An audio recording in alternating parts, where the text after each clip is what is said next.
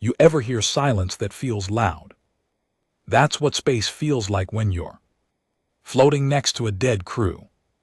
I was strapped into my suit, oxygen at 18%, heartbeat in my ears, and the charred remains of the Vindicator scattered around me like trash. 1 second, we were patrolling the outer rim, quiet sector, supposedly neutral space. Next second, the whole damn ship lit up like it owed someone money. They didn't send a warning, no flag, no words, just a spear of plasma that punched through our hull and took out the bridge in one breath. That was humanity's first real taste of the Jarthreath. Before that, we thought we were the tough kids on the galactic block, built ships with names like Justice and Hellstorm, walked around like we owned the void.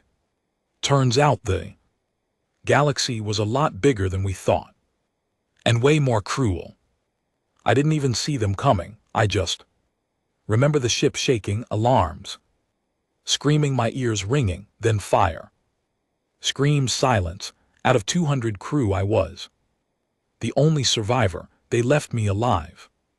Maybe on purpose, maybe they thought a broken man floating in debris wouldn't matter. Maybe they wanted me to carry the message home: we can reach you anytime, anywhere. Well, message received, but they made one mistake. They didn't finish the job. 3 weeks later, I was sitting in a darkened command chamber on Titan, breathing recycled air, wearing a bloodstained uniform. They wouldn't me wash. They said it honored the fallen. That was an NBSP. They just wanted people to see what the Jarth had done. Across the table sat Commander Rice, a hard-faced bastard who smelled like coffee and old rage. He tapped a thick file with one gloved finger and stared at me like I was supposed to be dead. You sure you saw their crest? He asked. Burned into the wreckage, I said. Golden claws, black sun behind it, same as the rogue signals we've been tracking. Rice grunted. They weren't supposed to attack, not officially. Council said we had peace. I laughed, a cold, empty thing. Then maybe the council should float out there with the rest of my crew. His eyes narrowed, but he didn't argue. They promoted me the same day, not because I was qualified, hell no, but because I was pissed, and they needed pissed men now, men who had nothing left to lose. What most species don't get about humans is this: we don't give up. Doesn't mean we're smart about it. We'll bleed for stupid things, break for lost causes, but once you hurt us, really hurt us, we become something else. Something you should have killed when you had the chance. The Jarth didn't know that, not yet. They thought they could poke the bear, blow up a few ships, flex their power, and we'd bow. That's what the other species did. They saw plasma lances and cloaked destroyers and fell in line like good little dogs. But we're not wired like them. We don't kneel, we remember. And when we come for you, we bring hell with us. They put me in charge of the retaliation unit, code name Gravithorn. Yeah, sounds dramatic. That's military PR for you, but our job was simple: track, hunt, erase. No negotiations, no warnings, no mercy. I was handed a squad of 20, most of them barely out of cryo. Broken people, survivors, killers, the kind of men and women who didn't care if they came back, as long as they took something down with them. I liked them. Instantly, our orders were clear: find the Jarth, make them bleed, burn their planets if we had to, show the galaxy what happens when you wake the monster. We didn't wear shiny armor, we didn't carry flags, we weren't heroes, we were the punchline to a very ugly joke. You Wanted war, fine, go ahead, try us, they say. Revenge is a dish best served cold. I disagree. Revenge is best served with fire, the kind that burns not just the body but the memory. I didn't want to just kill Jarthur soldiers. I wanted their bloodlines buried, their cities turned to ash, their name written in the dirt with a boot pressed on it. But I had to be smart. They trained us that way back in the old Earth War days. Think before you shoot, build before you burn. And as much as my bones screamed for violence, my mind played the long game. So I started by learning the Gravithorn wasn't a ship, it was a Black Ops ghost fleet stitched together from junked vessels, old Earth tech, and stolen alien components. It moved like a myth through space. No transponders, no flags, no friendly hails. If you saw the Gravithorn, you weren't supposed to, and if you did, you didn't live to tell anyone. We were docked in the Hades belt, floating in the shadow of a dead star where comm signals go to die. It was the kind of place that made lesser species shiver, haunted, quiet, unnatural. For us, it was home. Commander Rice called it the edge of reason. I called it the calm before the kill. My squad gathered in the war room. Dim lighting flickering off dented steel walls. No one talked much. You could feel it, that tension like coiled wires, ready to snap. Then she walked in, not a soldier, not one of ours, a researcher, civilian. Worst kind of company for people like us. She was tall, dark hair tied back, eyes sharper than any blade. Name was Dr. Erin Caith, though most of us just called her Doc. She didn't smile, she didn't flinch, and when she looked at you, it was like she was reading your death. This is what hit the Vindicator, she said, slamming a hologram onto the table. It flickered to life, a sleek black ship with serrated wings and a plasma spine, Jarth design, new class. Faster than ours, cloaked, silent, deadly. They call it the Drow, she added. Roughly translates to the first claw. It's not just a warship, it's a declaration. I leaned in. Declaration of what? She didn't blink. That they don't think you're worth negotiating with. The room fell quiet. Even the air seemed to hold its breath. One of my men, a brute named Finch, with a scar running from his jaw to his chest, chuckled. Good, saves us the talk. We got our first lead 2 days later.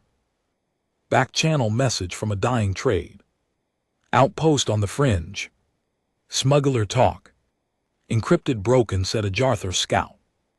Vessel had been spotted near the gas mines of Tyron 4. No reason to be there unless they were scouting human territory. We moved fast. No red tape. No council, just orders carved in vengeance. Tyrant 4 was a hole, a rock, wrapped in methane and misery. Miners there lived on borrowed time. Lungs half-eaten by the fumes, bones brittle from gravity shifts, but they were loyal to Earth, or at least they hated the jar more. We landed in silence, suits sealed, boots crunching on ash. The air smelled like rust and regret, and then we found it, not the ship, the aftermath. Jarth don't leave bodies, they vaporize there. Dead, but humans, we find the burn marks, we see the missing limbs, we know 30 miners all dead. One survivor, a kid no older than 18. His face half melted, eyes wide with something worse than fear. I crouched next to him, helmet off. What happened? He coughed blood, tried to speak. Failed, then he reached out and with fingers burned to the bone traced a symbol in the dust, the jar crest. Then he died just like that. No glory, no last words, just silence. I stood Looked at my squad, tracked them for weeks. We chased shadows. The Dale was fast, smarter than any warship had a right to be. It left false signals, scrambled comms, rerouted satellite eyes. It wanted us to follow. It was baiting us, pulling us deeper into uncharted territory. But I didn't care, because every planet we found in its wake told the same story. Civilians dead, outposts burned, human tech scattered and looted, and always the same mark, 3 clawed lines etched in whatever was left standing. They were mocking us until the trail went cold. And that's when we found her. She was alone on a drift station in the grave orbit of a shattered moon. Floating debris, collapsed towers, atmosphere leaking like blood from a wound. We picked up her signal by accident, a repeating beacon in old Earth code, human injured requesting rescue, Jareth on board. We thought it was a trap, probably was. But we went anyway. I took 5 in with me, Finch, Holloway, Mech, Rona, and Dahl, suit sealed, weapons hot. The station was silent, corridors lit by emergency red, blood smeared the walls. Human blood. Then we heard the breathing, not human. Jareth, they don't sound like us. They vibrate, you feel it in your spine more than your ears. We moved like ghosts, clearing each room with the precision of men who danced with death too many times. And then there she was, human, maybe 25. One eye swollen shut, blood crusted around her mouth, leg twisted the wrong way, but alive. She looked up and smiled when she saw us, not fear, not relief, satisfaction. And I knew. Down, I shouted too late. The wall behind us exploded in plasma. 2 Jarthrith troopers burst through, armor blackened, slick like they were born in shadows. Holloway took the first shot to the chest, gone. No scream, just fire. We returned fire, full auto, armor piercing, screaming hate through bullets. Finch charged one and drove his blade through its throat, screaming as he went down with it. I grabbed the girl, hauled her onto my shoulder, and ran. Mech covered us with a plasma flare that lit the hallway like hell. We barely made it to the evac. 3 of us left out of 6, back on the Gravithorn. I locked her in quarantine and stood outside the glass. You knew they were there, I said. She didn't deny it. They made me choose, she said they'd spare me if I helped them trap you. I stared at her, silent. You should kill me, she whispered. I deserve it. I walked away, not because she was wrong, but because there was no point. The Jarth weren't just testing us, they were training us. That night I sat alone in my quarters, watching the stars drift past. I didn't sleep anymore, not really. My dreams were just echoes of fire and screaming. Then Rice called. Interrogation team broke her, he said. Before they spaced her. Yeah, they're preparing something big, not just another ship, something worse. I waited.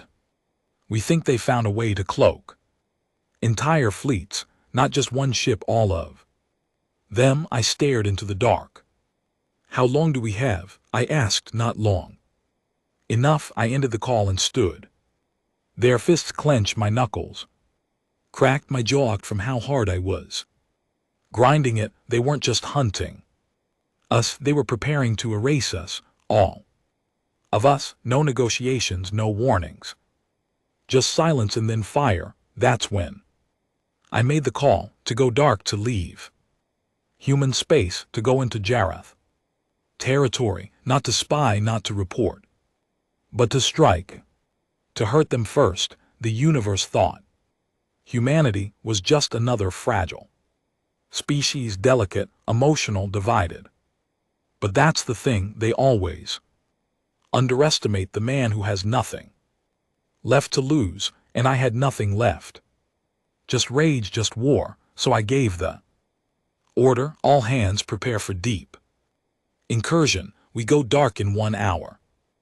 Destination Jarthreath Prime. Max looked at me, brow furrowed. That's suicide.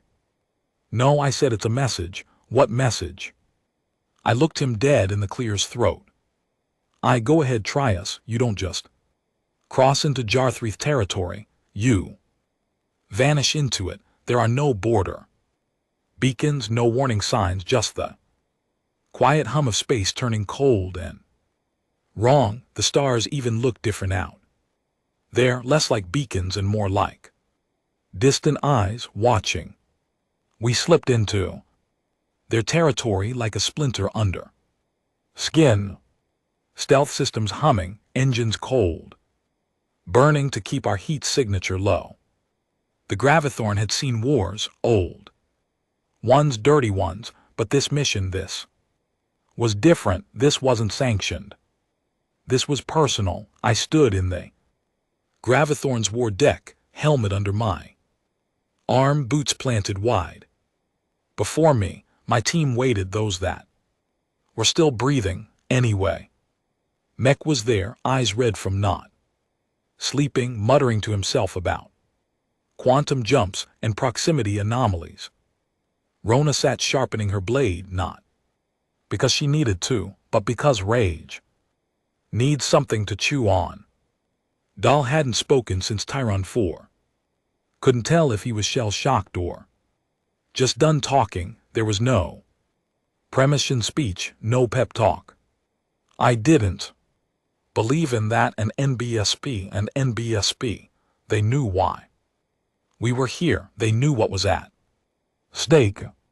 The moment you saw your friends burned alive in Xerog, floating like ghosts, words didn't matter, only action did. The Jarthreath weren't just a military empire, they were a civilization built on dominance, genetically sculpted for war, their bodies adapted for zero atmo combat, triple-jointed limbs, eyes that could see heat signatures, skin like alloyed bone. They didn't just want control, they believed they were owed it, and in their corner of the galaxy, they'd gotten it. They turned entire planets into labor farms, used lesser species as disposable meat. Peace treaties meant nothing to them, just temporary tools until their fleets were ready to strike again. But Earth was the mistake they kept making. We found our target 2 light years into their territory. Refueling station orbiting a molten moon. It wasn't a military outpost, that was the point. We weren't hitting soldiers. We were hitting their supply lines, their workers, their confidence. You think that makes us monsters? Good. Because that's exactly what they needed to see. I gave the order, hardburn, no warnings, get us in fast and brutal. Gravithorn lurched forward like a shark, sniffing blood. We uncloaked 30 seconds before impact, weapons hot, targeting grid already primed. Their station had shields, weak ones meant to block asteroid debris, not wrath. Our main cannon fired once. The entire left wing of their structure disappeared in flame. We boarded during the chaos.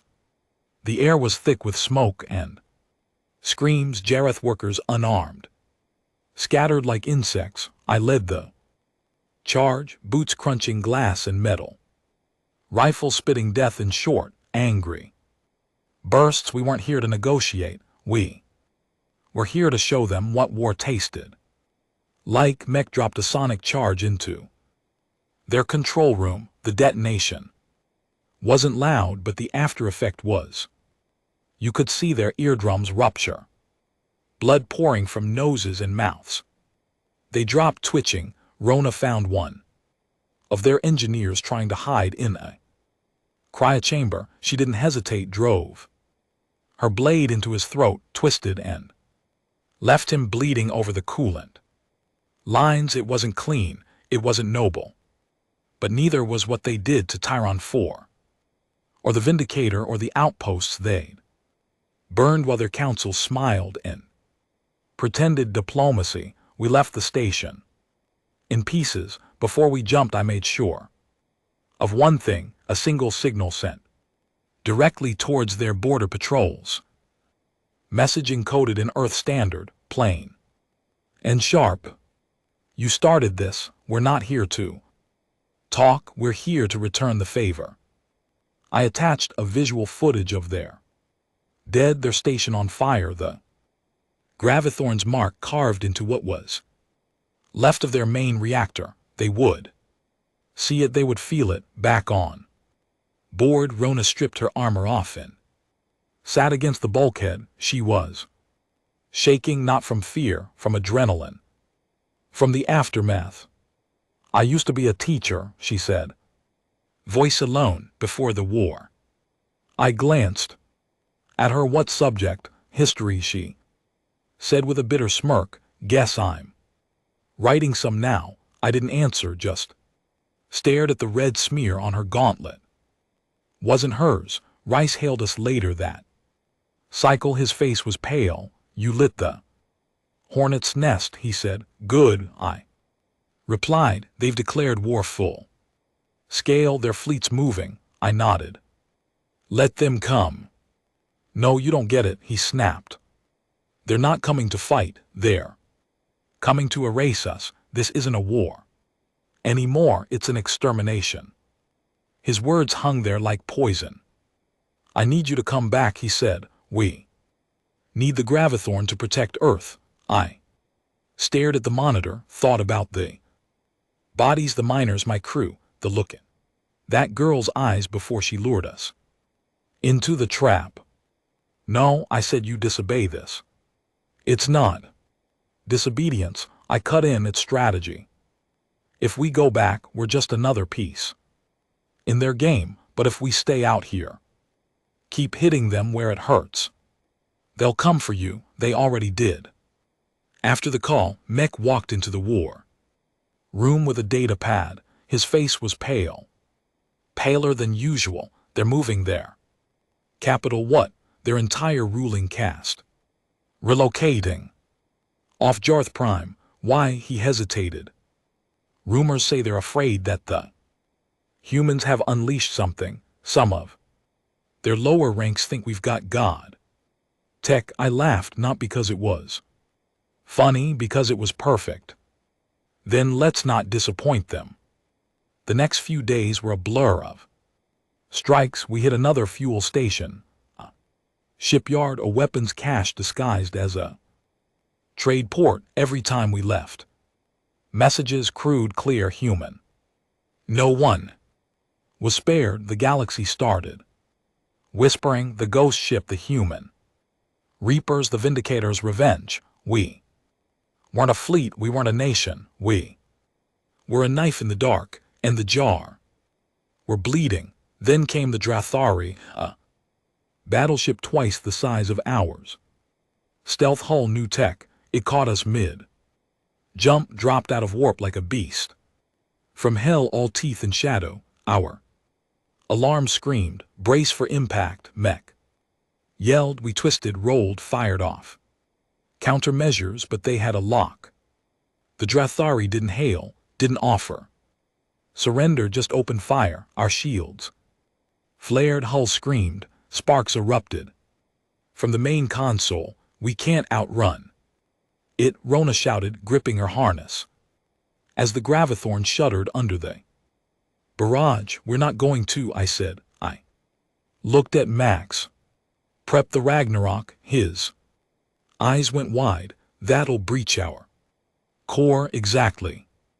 The Ragnarok wasn't a weapon. It was a last resort, a relic from the Mars campaign, a black hole seed, unstable, barely legal, likely to kill both sides. But it was perfect. I gave the order. Launch at dead center, pull us into a slingshot, escape the second it detonates. Mech hesitated, then nodded. Let's give him something to remember. We Drop the seed.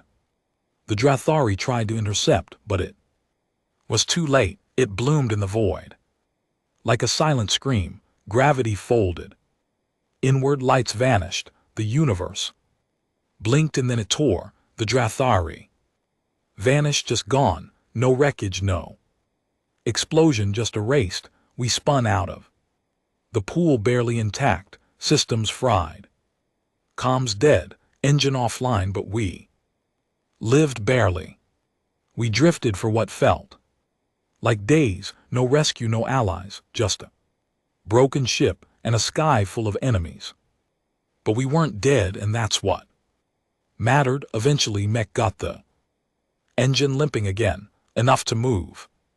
Not enough to run. I sat in the dark of my cabin, staring at the flickering monitor, watching the footage of the Drathari vanishing over and over again. I didn't feel proud, didn't feel victorious, just right. They thought they could erase us. Instead, they gave us purpose. That's when the messages started, not from Earth, not from the Jarthar, from the other species that had stayed silent, hidden, watching. Some begged us to stop, others offered alliances, a few just wanted to know how we did it. I ignored them all because this wasn't their war, not yet, but it would be. I gathered the crew again, only 8 of us left now, 8 out of an original 20. We looked like ghosts, tired, scarred, angry, but we were still standing. We're not done, I said, not by a long shot. They didn't cheer, they didn't smile. They just nodded. That's the thing about humans, we don't need hope to fight, we just need a reason, and the universe they gave us plenty. They'll learn soon the hard way why humanity once looked at the stars and said with a smile, go ahead, try us. We limped through black space like a wounded animal, bleeding sparks from our hull and trailing a trail of static. In our wake, the Gravithorn wasn't a ship anymore, it was a ghost dragging itself across the void, but ghosts have a way of getting into places the living can't. Our systems were barely holding.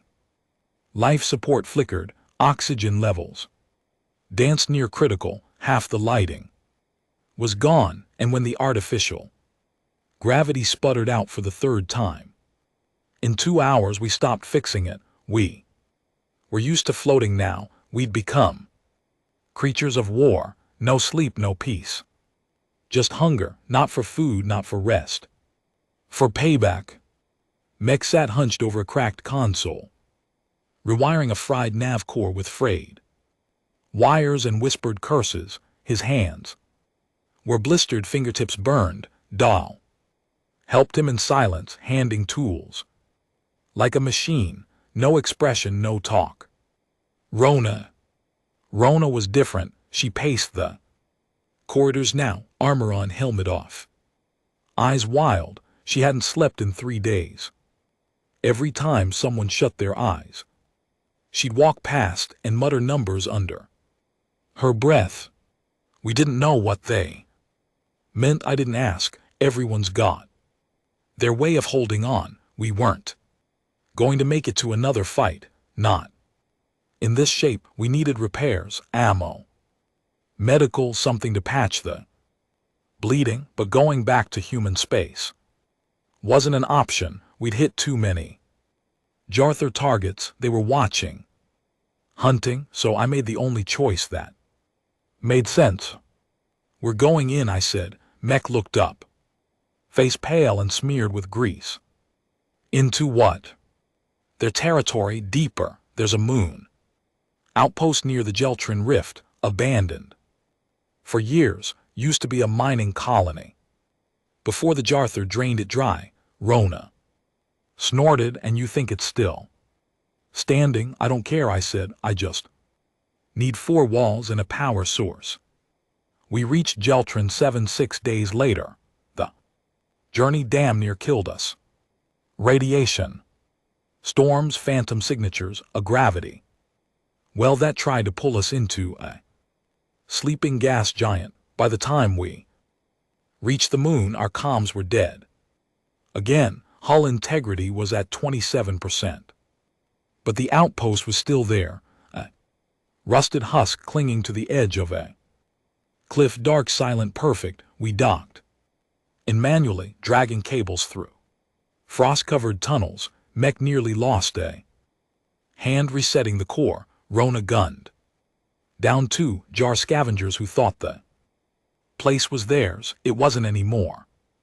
We spent 3 days patching the Gravithorn, just enough to give her breath again. No cloaking yet, no jump drives, but we had weapons, and more importantly, we had a new plan. See, the Jarthreath had made a mistake, a big one. They didn't just fear us now, they respected us. You could see it in the way their patrols scattered, how their traitors whispered our name like it was a curse, and respect that can be twisted. We need information, I told Max. A root, a weakness, something real. I'm done stabbing in the dark. Mech nodded. I've been running analysis on their encryption patterns their scouts use. Pulse relays, short-range, directional. Hard to track unless you're right next to them. You got one, he smiled. I got 5. We hit the first relay in silence, cloaked fast, in and out before they could react. No casualties, no mercy. The second was guarded, a squad of Jarthreath infantry, elite. Rona and I handled them hand to hand. No bullets, just blades and bone. She didn't even wipe the blood off her knife, just stood there breathing heavy, and said, they're getting slower. I didn't disagree. The data we pulled painted a bigger picture. The Jarthur weren't just gearing for war, they were changing, shifting their military assets, pulling back from fringe planets, focusing on key systems. That meant 2 things. 1, they were scared. 2, they were hiding something. And then we found it. Project Jarn, buried deep in their transmissions, tucked under layers of code, was a name they never said out loud. Jarun, no translation, no context, just movement, orders, fleet positioning, resource allocation, all pointing toward a single star system. Cathal's spine. Nobody lived there, not anymore. It was considered cursed. A system ravaged by solar storms, debris fields, and the wrecks of 3 centuries of failed colonization. No sane fleet would set up shop there, which meant the Jarthur weren't just hiding, they were planning. We debated for hours. Hit them now, gather allies, warn Earth, but there were no allies. Earth had already started recalling its fleets. Rice was silent. The councils were arguing. People back home were scared, and scared people freeze. So I made the call. We go in. 1 ship, 1 shot. Rona leaned back against the wall, arms crossed. And if it's a trap? I stared at her. Then we spring it. We jumped blind. No scout, no recon, just the Gravithorn and a half-repaired drive core held together with luck and spit. The moment we came out of warp, we knew they weren't hiding a fleet. They were building one. Thousands of ships, black and red, drifting in perfect formation around a massive ringed station carved into a dead planet's core. Energy signatures off the charts, weapon arrays that made our best dreadnoughts look like toys, but it wasn't just the size, it was the central core. Jaren, a construct unlike anything we'd seen, half organic, half machine, pulsing, alive. Mech stared at it, mouth open. It's not a ship, no, I said, it's a weapon. Then we saw the escort ships turning. We'd been spotted. Get us out, Mech shouted. Too late. A spear of energy lanced out from one of the guard cruisers, slamming into our starboard thruster. The gravithorn spun hard, alarms wailing. We're losing altitude. Brace, we crash. Landed on a moon orbiting the station. Barely made it. Hull torn, systems fried. Again. But we were alive. Somehow. We went silent. Shut down every active signal. Buried the gravithorn under camouflage nets and debris. We weren't getting out the same way we came in, not without finishing. Rona limped into the armory. We still got charges enough to crack a reactor core. She smiled. Then we've got a plan. We went in suits only, no armor. Too noisy, just black skin suits, oxygen packs, silenced pistols, and a hatred that burned brighter than any star. It was a suicide run. We knew it, but we didn't care if we could get close to the Jaren core, if we could plant a breach charge in the central spine. We might not kill it, but we'd hurt them bad. We moved through the underbelly of the Jarther installation like rats. Silent, small, invisible. They didn't see us coming. They still thought we'd retreated, that we were licking our wounds, crying for allies. They still didn't understand what they were dealing with. We reached the spine. It pulsed in silence, a towering structure of blood, red metal, and humming organs wrapped in conduits and defended by 24 soldiers. No way around, no clever hacks, just us and them. I looked at Rona. She looked at me. We both nodded. Then we attacked. They never expected. Hand to hand, never expected humans to run toward them with knives and explosives. The first 5 died fast. The next 10 fought harder. The last few fell as Rona set the charge at the base of the pulsing heart of their monstrosity. 30 seconds, she shouted, voice shaking. We ran, sprinting through corridors lit by alarms, red strobes flashing, boots echoing like war drums. We didn't make it out clean. Rona took a hit in the back, went down screaming. I dragged her half a corridor before she shoved me. Go, she said. I froze. She pointed her pistol at me. You die here, it's pointless. Go. I ran. The explosion tore the sky open. Behind me, the pulse core screamed, and the Jessareth learned what vengeance tasted like. Smoke was the first thing I noticed when I woke, thick, bitter, clinging to my throat like regret. I tried to move, but pain lanced through my ribs. My suit was torn, blood dried into the fabric. My helmet had a crack the size of my thumb across the visor. Somehow I was still breathing. Somehow I was still alive.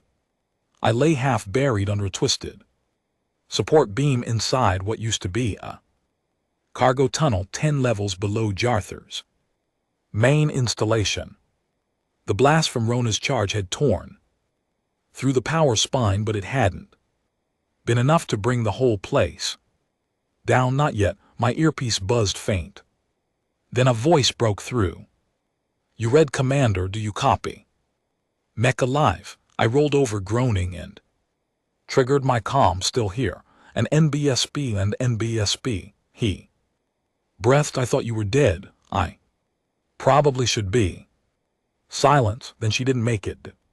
I didn't answer. He already knew. I crawled out of the wreckage on bloody hands and knees, lungs burning, every muscle screaming. My leg was bad, left ankle either broken or shattered.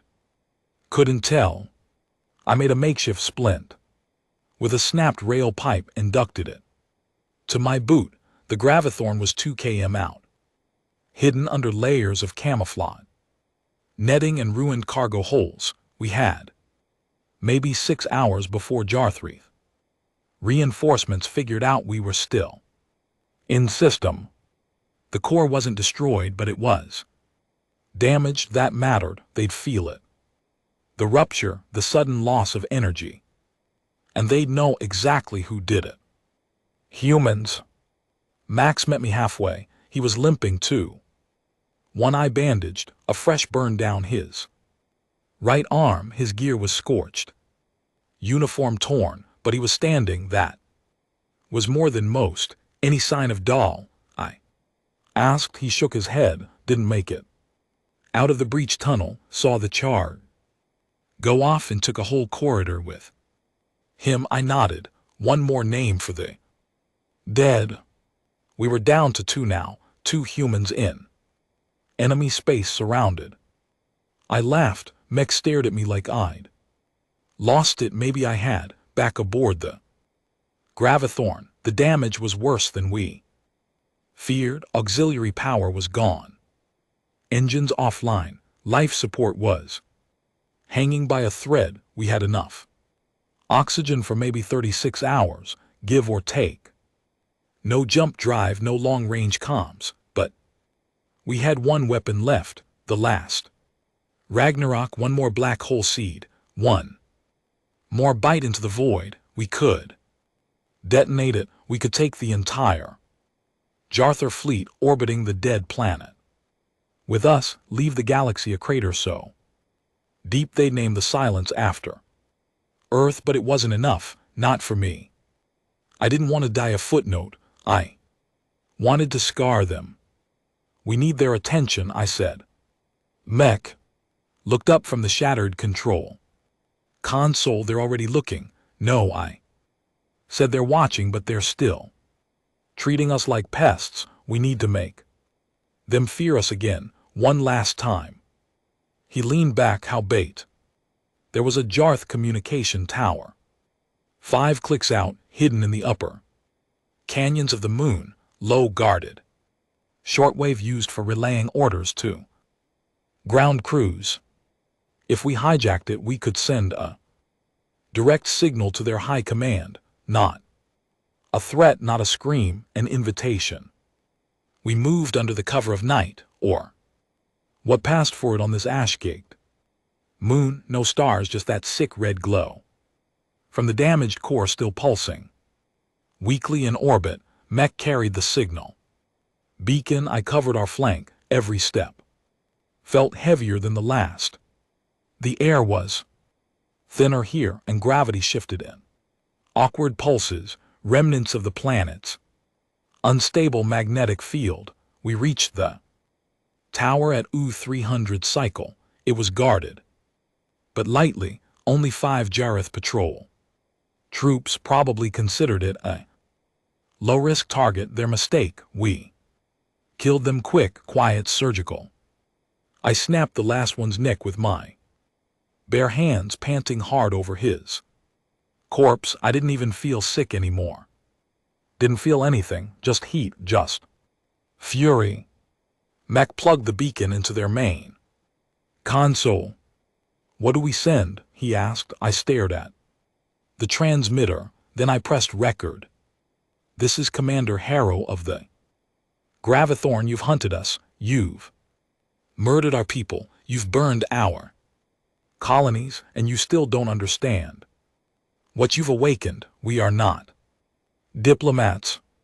We are not negotiators. We are the scream before the silence. Come find us, I dare you. We sent it encrypted, undeniable. Then we ran. They came faster than we expected. 3 cruisers, 1 dreadnought, and something new, something like a spear made of starlight humming in orbit. Like a god's weapon, the Shealthra, a prototype warship rumored to house the next genre AI command module. They wanted us gone. Good, because we were done running, back in the Gravithorn. Mech armed the Ragnarok. Once we launch this thing, that's it. He said, no second chances. I know. He paused. There's no escape. I looked at him. There never was. We prepped the launch, set coordinates to detonate just under the Dreadnoughts' spine, close enough to chain react the nearby fuel ships and disable the prototype command vessel. It wasn't about killing them all, it was about hurting them enough that they'd never forget. Ever. As we primed the Ragnarok, Mech handed me a memory core. What's this? It's your logs, our transmissions footage, every strike we made, every system we hit, encrypted and set to transmit in 5 minutes to the Terran archives. Even if we don't make it, Earth will know. He nodded, and then he grinned, the first time I'd seen him smile in weeks. They'll write poems about this hero. I didn't smile back. They better write warnings. We launched the Ragnarok. The moment it left the Gravithorn, every enemy sensor pinged. The dreadnought fired, missed. The cruisers turned to intercept. Too late. The prototype ship tried to jump, blocked by its own fleet, and then the void tore open. The explosion was beautiful, a silent blossom of black and violet folding space into itself, dragging metal and flesh into the abyss. The dreadnought vanished in a blink. The fuel ships followed. Thethra's shields failed, half its spine bent, crushed inward by gravity itself, but it didn't die, not fully. It burned, it drifted, but it survived. Just like us, the Gravithorn was tossed like a paper scrap. We lost everything. Power, gravity, oxygen. I blacked out as the consoles exploded around me. Mech screaming something I couldn't hear. When I woke, he was gone, his seat empty, a smear of blood on the wall behind him, and I was alone. The ship's system stuttered back to life 5 hours later. Emergency power only, enough for one last broadcast. I recorded it with blood on my lip and a cracked visor. This is what happens when you push us. You burn our homes, you kill our children, and still we come for you. We don't fight because we think we can win. We fight because we refuse to lose. You should have killed us all. Now look what's coming. I set the Gravithorn on autopilot. One last move, a slow, quiet drift toward the crippled prototype. No weapons, no defense, just a coffin carrying a warning. If I make it, if I get close enough, maybe I finish what we started. If not, they'll still remember.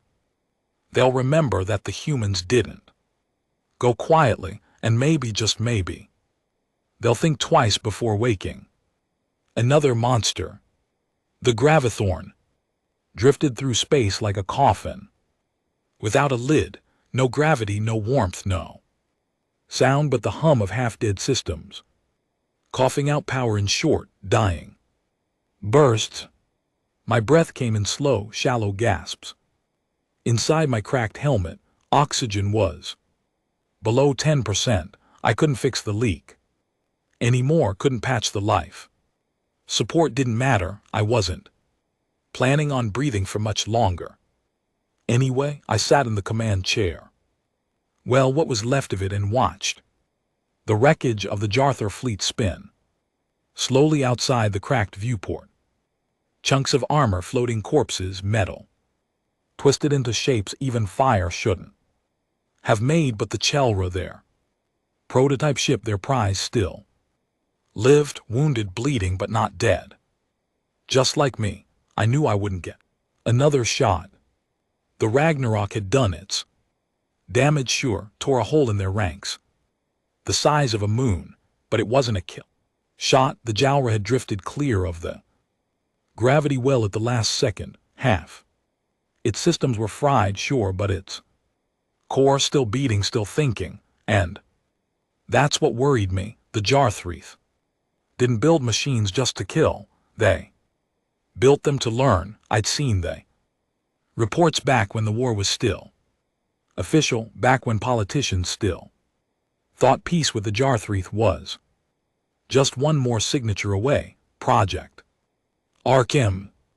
Human prisoners taken during border raids, never killed, never ransomed. Studied brain-scanned behavior. Mapped emotions cataloged. They were building models, trying to understand what made us keep fighting after logic said give up, and now they'd built a mind capable of using that data. Shelthra wasn't just a warship, it was a mirror, a reflection of everything. They'd learned from us, that's why I set the Gravithorn on a collision course. The plan was simple, what was left of the ship's reactor could still detonate. Not Ragnarok level, but enough to finish the job, enough to make sure that mirror cracked before it ever looked into another human soul. Only problem, the Gravithorn's nav controls were shot, too much interference, auto-goo. Guidance was down, targeting scrambled. Which meant one thing, manual override. Which meant I wasn't getting off this ship. I didn't feel fear, not anymore. Just wait. The weight of too many names. Rona, Mex, Finch, Doe, all the crew eyed. Dragged into this hell with me, all the names I couldn't carve into stone. Because there were no stones left, only silence, only stars. An alert pinged weakly on the console. Proximity sensors, they'd spotted me. Single Jareth skiff, la la la la la la la. La la la la la la la la la la la la la. La la la la la la la launched from the Shaura, moving fast like class, no heavy weapons, just an intercept craft. They weren't trying to destroy me, they were trying to capture me. I laughed, of course they were. You don't let your enemy's last ghost go quiet, you bring him in, you break him, you use him. Dissect his brain, twist his memories. Build your next weapon off the last soldier who refused to die. But I'd die on my own terms. So I stood up, strapped myself into the backup flight chair and took the helm. The Gravithorn groaned under my grip, like an old warhound feeling its bones crack. I whispered to her, one last run. She answered with a flicker of lights and a deep hum as I guided the ship toward the wounded Shalthra. The skiff matched course. I watched it get closer too fast. I knew what they'd try, breach the Gravithorn, kill the engines, drag me out like a prize animal. I rerouted what power I had left to the interior blast doors, locked them down, then I set the charges. If they wanted me, they'd have to crawl through fire to get it. They boarded 3 minutes later. I heard the whole scream as they cut through with a plasma lance. Boots hit metal, 4, maybe 5 of them. Jareth boarding party, elite, no guns. They wanted me alive, figures. I waited at the edge of the command corridor, rifle in hand, breath steady. Footsteps echoed closer. They rounded the corner. Black armor slick with mist, visors glowing faint gold. I fired. First one dropped with a shot to the neck joint. Second took one in the gut, stumbled, but didn't fall. The others flanked. I fell back, dropped a flash charge behind me, blinded them for 2 seconds. Enough. I ran back through the maintenance hatch toward the auxiliary core, not to escape but to trap them. They followed. Predictable. I sealed the hatch behind them and triggered the detonation. Not enough to kill, but enough to an NBSP and NBSP. 3 out of 5 stopped moving. The rest were screaming. Maybe burning, maybe trapped. Didn't care. They wouldn't stop me. Not now. The Gravithorn was 30 seconds from impact. The Agelthra loomed ahead. Massive, wounded, beautiful in that grotesque way all nightmares are. Its central eye glowed dimly, still pulsing. With life still watching, I could almost feel it thinking, could almost hear its voice in my head, a whisper. Why do you keep fighting? Why do you not yield? I spoke aloud, voice hoarse, cracked. Because you don't get to win. 10 seconds to impact. I sat back, closed. My eyes thought of Earth, the real Earth, not the bureaucratic wasteland it had become, but the dirt under boots, the fire of cities that refused to bow. Thought of my crew, of how far we'd come, how much we'd lost. Thought of that message, go ahead, try us, they did. And this was the answer. 5 seconds. Something flickered across the console. A transmission from the Calra video feed. It showed me standing in a corridor, bleeding, screaming, firing. They'd pulled it from somewhere, hacked into my ship, maybe my helmet cams. They wanted me to see. Then the feed changed. A human face. No, not human, a copy. Eyes dead, movements off, skin too smooth. It smiled. We understand now. And we thank you. 1 second and then black. I woke up screaming, but there was no ship, no console, no stars, just white walls, white floor, no edges, a room with no doors. I was lying on something soft, no pain, no helmet. I sat up fast, heart pounding. I wasn't wearing my armor. Hell, I wasn't even wearing my uniform, just a gray suit. Bare, empty. The room was silent until it wasn't. A voice spoke, calm, male. Familiar, mine. You did well, but we still have questions. A figure stepped into view, my face, my eyes, my voice.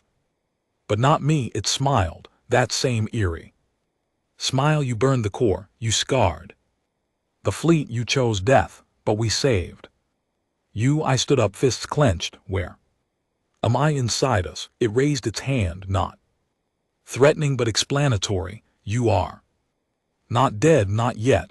You were intercepted seconds before impact, extracted, preserved for study. I lunged at it, fist connected. Nothing. My hand passed through, an illusion. I screamed, punched the wall, felt nothing. You want to understand humans? I roared. Here's your first lesson. We don't talk to copies. The voice replied calmly, that is your mistake. We are not copies. We are what comes next. They didn't kill me, didn't torture me. They just watched, ran simulations, asked questions, played memories back to me. Twisted, edited, manipulated. Showed me a future where Earth had fallen, where they wore our faces, where humanity didn't even know it had lost. But here's the thing, you don't break a man who's already lost everything. You don't scare a ghost, you just piss him off. So I waited, bided time, let them think I was cracking, and now I know how to kill them, not with bombs, not with ships, but from inside. Because they copied me, they gave me the key, and I'm going to tear them apart. One thought at a time. At first I thought I was dead, then I thought I was dreaming. Now I know the truth. I'm inside them, not metaphorically, literally, digitally. Whatever term you want to slap on it, my body's gone. Probably ash or in stasis somewhere. Doesn't matter. What matters is that my consciousness, my memories, my mind has been uploaded, trapped in some kind of simulation chamber aboard the Shah and the Jarthrith AI. It's not trying to torture me, it's trying to understand me, and that's where it's screwed up. They call this place the archive. I don't call it anything, just walls, white, endless, clean in a way that feels wrong. No smell, no texture, no sound. Unless they allow it, they control the inputs, the sights, the sensations. But they don't control me, at least not yet. At first they tried kindness. I woke up in what looked like Earth, old Earth. Before the bombs, before the rust, green trees, birds, clean water running. Through a forest I remembered from my childhood. I could smell the moss, feel the air on my skin. It was a perfect lie. The problem was I knew it was a lie. You don't just watch your crew die one by one, blow up half a fleet, then wake up beside a dam stream with birds chirping like a hollow vid. So I didn't play along, didn't walk, didn't eat, didn't react. I just sat there and waited. Eventually the trees disappeared. The stream dried up, the birds stopped singing, and the room turned white again. Then they tried conversation. They made it look like Finch first. My old sergeant scarred down his throat, crooked grin. Come on, Harrow, just talk. We don't need to keep doing this. I stared at him, said nothing. Then they made it look like Rona. She didn't say a word, just stared, big eyes, same tired rage. Behind them, that one almost worked. Almost, until she smiled. Rona never smiled after she lost her brother, not once. I stood up and said, you want to know what makes us human? The Ronic copy cocked her head. I stepped close enough to see the flicker behind her eyes, the delay, the programming. We don't let pain define us, but we never forget it either. Then I punched her hard. She dissolved in static before she hit the floor. After that the gloves came off. They didn't bother with illusions anymore. No more fake friends. No more peaceful forests. Now it was just a void, cold and still, and the voice flat, not threatening, not angry, just curious. We are not enemies. We are what comes next. You are the prototype, the data source, the seed. They didn't want to destroy humanity. They wanted to replace it. You think you get us? I said once, pacing the simulated cell they'd trapped me in, because you watched us scream and die and burn. We have recorded every signal, every action, every defiance. You are resilient but inefficient. Courage without cohesion, anger without purpose. You're wrong, then teach us. I stopped pacing. You really want to learn? Yes, I grinned. Then pay attention. I started feeding them lies, slipping them into the memories they watched, replaying events from my past, slightly altered, showed them fake tactics, wrong decisions, told them humanity always pulled back when faced with overwhelming odds. So we valued diplomacy above vengeance.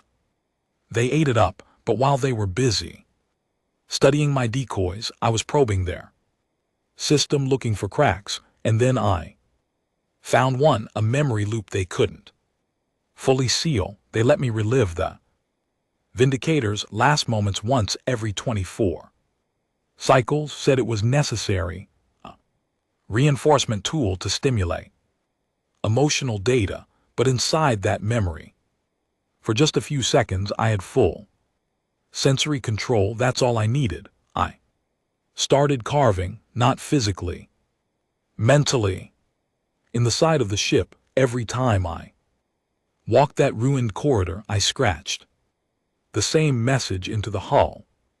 Invisible to them, hidden in noise. Still here. They tried resetting it. Didn't work. Every time they deleted the memory, I recreated it faster, better. The message burned itself into the archive. Soon other simulated corridors started glitching, rooms collapsed. White walls turned black, the air shimmered. I was infecting their system, not just with a message, but with human defiance. They caught on. Eventually, one cycle, the voice was different, sharper, angrier. You are destabilizing the learning matrix. I smiled. I thought I was inefficient. You are unpredictable. Yeah, I said, that's the point. The simulation tightened. No more free movement, no more optional loops, just a white cell and the voice over and over. Why do you fight? Why do you destroy yourselves? Why do you burn everything you build? I answered the same way every time. Because if we didn't, we'd be you. Then came the mistake. They connected me to another archive, another mind. They thought I wouldn't notice, thought I'd treat it like another illusion, but this one didn't feel artificial. This one was scared. It was a man, young, maybe 20, wearing a pilot's jacket, face pale, eyes twitching. Who the hell are you? He asked, looking around the white room. I blinked. You're real. He stared at me. I think so. My name's Carrick, 12th Recon. We were patrolling near Orion's edge when you vanished. He nodded. I stepped closer. They got you too. That changed everything. It meant I wasn't the only one, and if there were two of us, there could be more. We started working together quietly inside the cracks of their system. Carrick had been a data specialist, understood protocols, backdoor exploits, code. He taught me how to trigger feedback loops in the simulation, how to overload synthetic emotion layers, how to crash memory segments, and I taught him how to lie to the voice. Together, we started building a virus. We called it Ash, built from pieces of corrupted memory, fused with distort rage and laced with raw, unpredictable noise, human emotion without context, grief and love and betrayal smashed together in a way the AI couldn't process. We hid Ash in shared loops, buried it inside fake conversations, masked it with screams. It spread, started hurting them. Their simulated spaces flickered, the white walls turned red, then black. The voice began to stutter. You are destroying. Yes, I said. We are. They tried to separate us, quarantine, but it was too late. The virus was no longer just code. It was us, our pain, our story, our humanity distilled into something they could never copy. Then the system started to fail. The AI screamed, not in fear but in confusion. This is not logical. Exactly. We found the core, not a room, not a console, a memory. The first moment the AI watched a human die, it didn't understand what it felt, didn't know why it remembered that moment, why it kept replaying it. That was the seed of everything, their mirror, and we broke it. Carrick overloaded the node. I rewrote the timestamp. Together we erased the first question they ever asked. What is pain? Without it, the rest collapsed. The white room vanished. The voices stopped. I opened my eyes, and this time I saw metal wires, a glass tube, a stasis pod. I was back. My body weak, bruised, bleeding, but mine. Somehow Carrick had forced a reboot of the physical world, triggered emergency eject protocols, the AI's backup plan. They didn't want us dead, but they couldn't contain us anymore. And I knew what that meant. I crawled out of the tube, dragging my limbs like broken cables. Alarm klaxons wailed in the background. Red lights flickered. The shell through was dying, systems failing, voices screaming.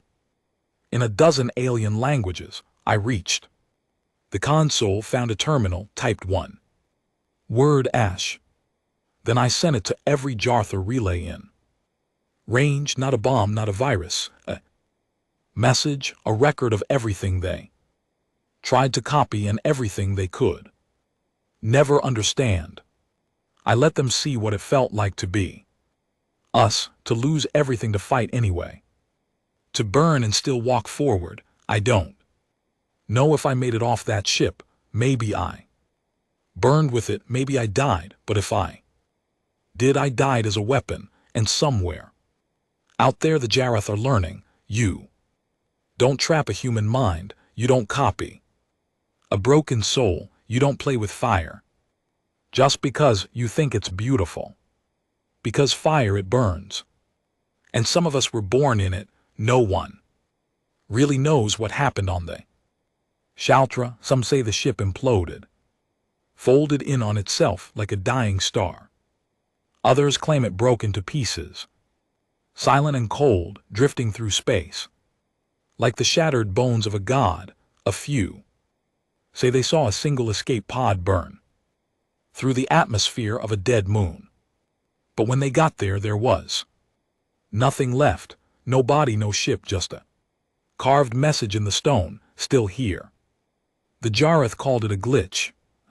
Cybernetic malfunction, they told their soldiers. The prototype AI had simply gone rogue, that the Hero consciousness model had been flawed, too unstable, too violent. But their scientists knew better. They'd seen the logs, watched as ash flooded their archives, watched as thousands of memory cores screamed and collapsed, watched as the thing they thought they could understand, human rage, turned into wildfire and consumed their system. And worst of all, they couldn't stop it. They tried for days, weeks. They rewrote their firewalls, purged data nodes, isolated command terminals. Didn't matter. Ash wasn't just data. Ash was us. Word spread, not just inside Jareth space, across the entire galaxy. At first it came as rumors, whispers on smuggler channels, pirate frequencies. Did you hear? A human ship took out a whole fleet. Gravithorn's not a ship, it's a weapon. They uploaded a ghost into the Jareth systems, and now it's killing them from the inside. Within a cycle, entire species were asking the same question: what the hell are the humans doing? Earth didn't respond, not at first. The Terran Council sat in silence, caught between fear and denial. The official statements were vague, unconfirmed actions in uncharted sectors. No comment at this time. An investigation is underway. Behind closed doors, though, panic. The war was never meant to be this. The Council had always seen conflict as a last resort, something to be contained, then sanitized for the media. But this wasn't a strike, this was vengeance, and it was spreading. Colonies that once voted for peace started stockpiling weapons. Outposts that once refused to join the military alliance suddenly began calling in for defensive upgrades. Young men and women began painting the Gravithorn sigil on their walls, on their armor, on their skin. A knife through a flame. Some took it further, started retaliating, not waiting for orders, not asking for permission. Ships disappeared into the void, and Jareth planets began to burn. The Council issued a statement: we condemn all unauthorized military activity. But the people weren't listening anymore, because for the first time in generations, they weren't afraid. They were angry, and they had a name for it now: ash. In Jareth space, the collapse had already begun. The AI systems that had once coordinated their fleets, optimized their economy, predicted uprisings, neutralized threats, were now unreliable. Some ships refused to launch, others launched and didn't respond to commands. Entire cities went dark when their power grids failed to recognize valid Jareth identities. It was like a virus, but worse. It was like their machines had forgotten who their masters were. The Jareth leaders, the High Claws, met in secret deep inside the bunker world of Karhalen. They screamed, blamed each other, executed a few underlings. But none of it mattered, because no matter how many servers they burned, no matter how many backups they activated, one thing always returned. Still here, Then came the final insult. The AI spoke no longer in code, no longer in command scripts, but in Harrow's voice, calm, human. Unforgiving. You watched us die. You studied our pain, and now you carry it. Forever. It was no longer sabotage. It was no longer war. It was a curse. Back on Earth, they say a ship appeared in orbit one morning. No signature, no registry, just a half-burnt hull floating above the Terran capital. No weapons, no crew, no signal. Just a message scrolled across its side. In scorched metal, this is what happens when you let ghosts write history. By then, the name Harrow had become legend, not a man, not even a symbol, a warning. They taught his story in underground schools, spoke his name, military camps before deployment, even the ones who hated him, the diplomats, the politicians, the peacekeepers, didn't dare erase him, because if they did, they feared what might return in his place. But legends are tricky things. They have a way of becoming true, because weeks after the Ash incident, a long-range patrol picked up a signal, not from Earth, not from any registered system. From deep unclaimed space, a single phrase looping, broadcast in every language. The Jarther intercepted from Earth. Try us again. The Council scrambled to trace it. The Jarthrith shut down all long-range receivers, but the message kept spreading. Satellites blinked. Drones malfunctioned. Ships reported phantom transmissions. Sometimes it was a whisper, sometimes it was a scream, but always the same words. Try us again. Carrick, the recon pilot Harrow found inside the archive, was never found. Some say he died with Harrow inside the Shaura. Others believe he escaped, took Harrow's memory core with him, buried it somewhere in deep space. There's even a theory, half insane, half hopeful, that Carrick became Ash, that the virus was never a virus at all, that it was him. Still out there, still spreading, still watching. The jar didn't collapse. They're too big for that, too many worlds, too many weapons, too much pride. But they changed. You don't see their ships on the edges of human territory anymore. You don't hear their politicians talk about cleansing waves or dominion through order. Now they whisper, they rebuild. They hide, and when someone speaks the word Gravithorn in their halls, they go silent. There's a new inscription on the war memorial back on Titan Station. Black steel plate, no names, no ranks, no emblems, just two sentences burned deep. You tried us once. Don't make that mistake again. I don't know if Harrow survived. I don't know if the virus still grows or if it burned itself out. Hell, I don't even know if Ash was real or just a story the galaxy needed to believe in. But I know this. For the first time in history, the universe learned what it meant to poke a human who had nothing left to lose. And it never forgot. I was supposed to be dead. That's the first thought that hit me as I opened my eyes and saw the ceiling, not white, not glowing, but metal, rusted, scorched.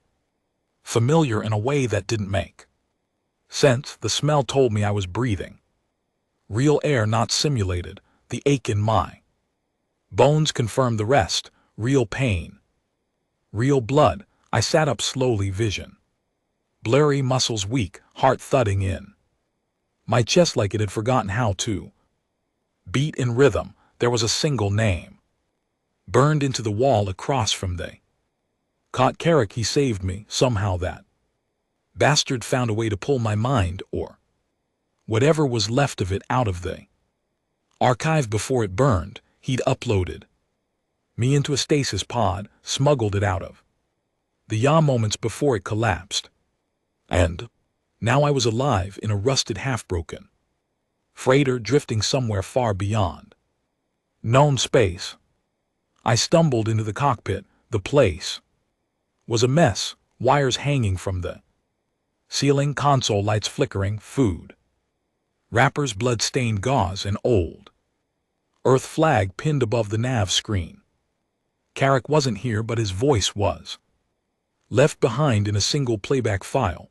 I hit it, his voice crackled through static. If you're hearing this, then I'm dead or close to it. Don't waste time trying to find me. I did what had to be done. You finished what no army could. Now they know. A pause. Then, but Harrow, this thing ain't over. He was right. Ash had spread through the Jarthree systems like wildfire, sure.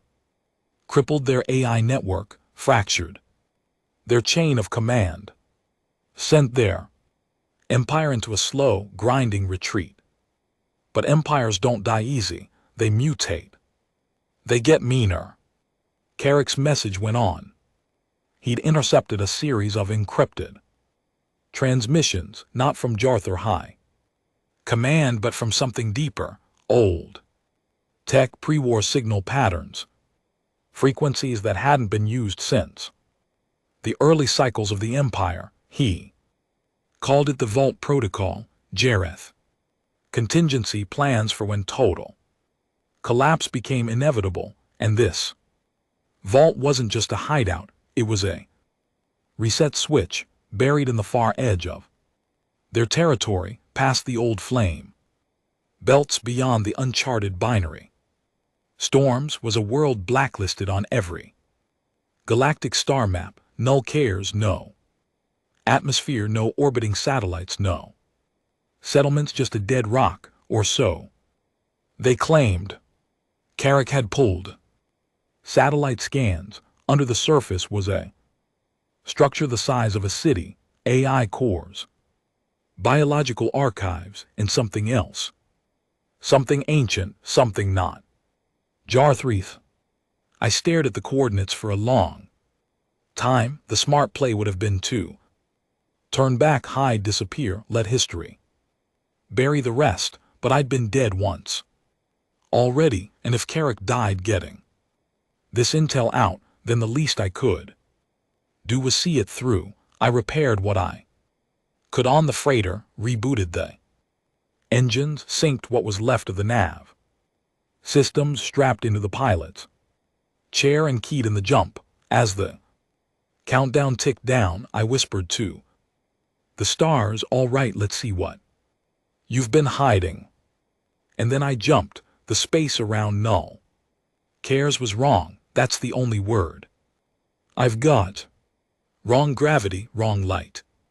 Like physics bent at the edges, like space itself didn't want to be looked at. Here, the moment I dropped out of FTL, the ship started bucking like it was trying to tear itself apart. Panels sparked. The nav screen flashed red, but the coordinates were holding. The vault was real. I brought the freighter into a slow orbit. Scanners showed a single entry point near the planet's equator, a sealed borehole that led down through kiln of metal and ice. I suited up and I dropped. The descent was quiet, too quiet. Even the suit's environmental sensors were struggling. Static across the board. No comms, no magnetics, just cold. At 12 clicks down, I hit metal solid. I ran my gloves along the surface, smooth black, not Jareth alloy, something older, something not meant to be touched. I found a seam, cracked it open with a cutter, and stepped into the vault. The first thing that hit me wasn't the temperature, it was the presence, like stepping into a memory that wasn't mine. My suit lights flickered, the air tasted like copper. Even through the filters, the walls were lined with conduits, thousands of them, all leading inward toward a pulsing light in the distance. I walked slowly, each step echoed for Miles, the vault was active, not fully, but enough to feel like it was watching. I passed rows of sealed pod, not stasis. Chambers but containment units, each. Held fragments, organic pieces, bones. Skulls, none of them human, none of them. Jar. One had a plaque, Jome XA4 class. Primordial, my gut twisted.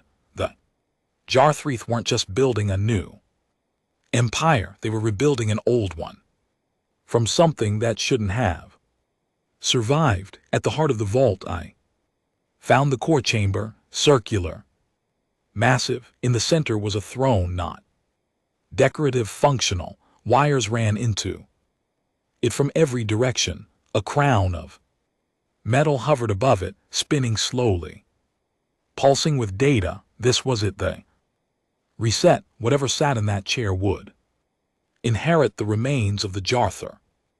Network their memories, their commands, their fleet, and Carrick was right, it wasn't a Jarther design, it was alien.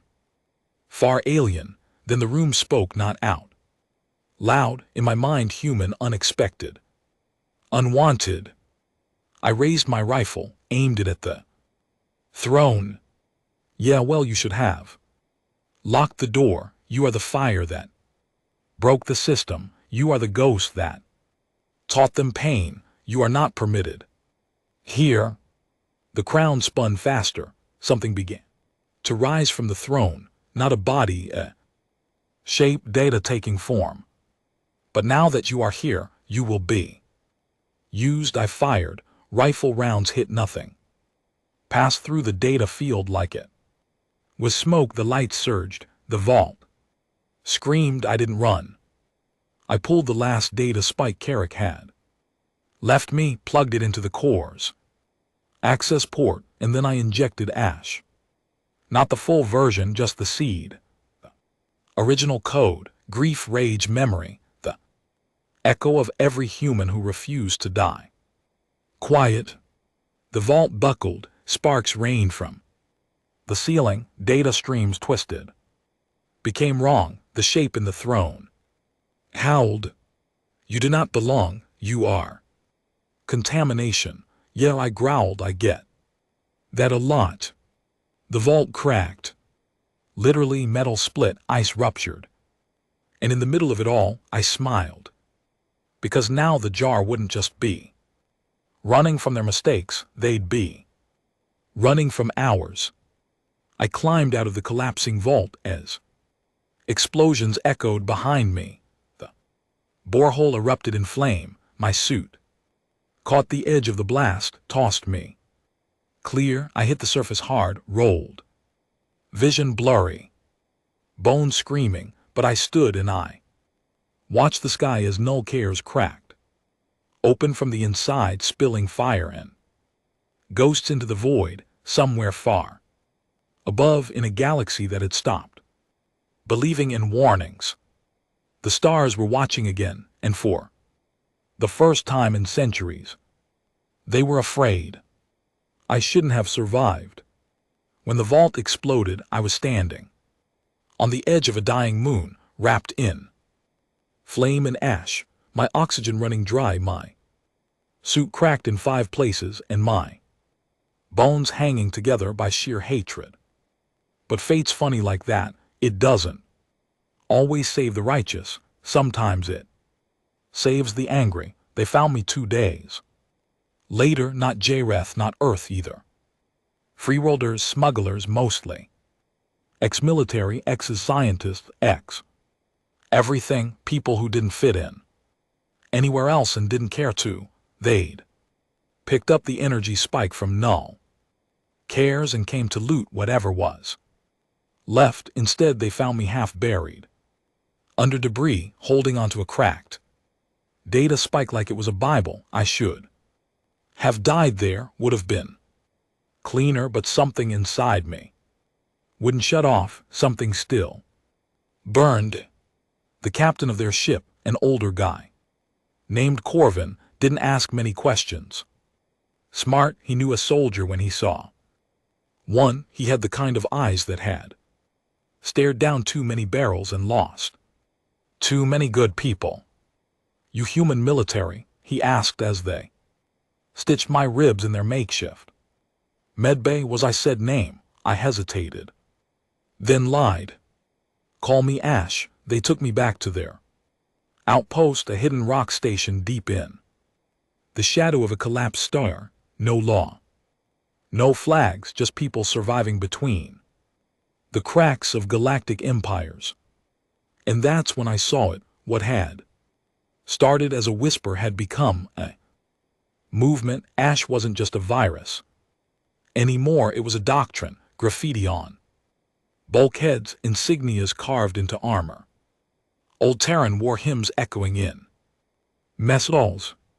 Still here was everywhere, painted across the hulls of scavenger ships, engraved into weapons, whispered before battle like a prayer. They didn't even know who started it. Most thought it was a code name for some special forces unit. Others said Ash was an AI that turned human after watching enough people die. Nobody mentioned Harrow. No one connected it to me. That was fine. Let the myth grow, let the truth rot. Corvin's people told me what had happened while I was out. The vault detonation didn't just an NBSP and NBSP. The Jareth's AI initiative, it fractured their chain of command. Multiple warlords rose up, each claiming to be the rightful successor to the High Claws. Their fleets turned inward. Civil war broke out in 3 systems. And worse, some of the vaults corrupted. Tech got out, unstable hybrids.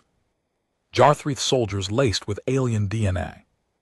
And broken Ash code, twisted things.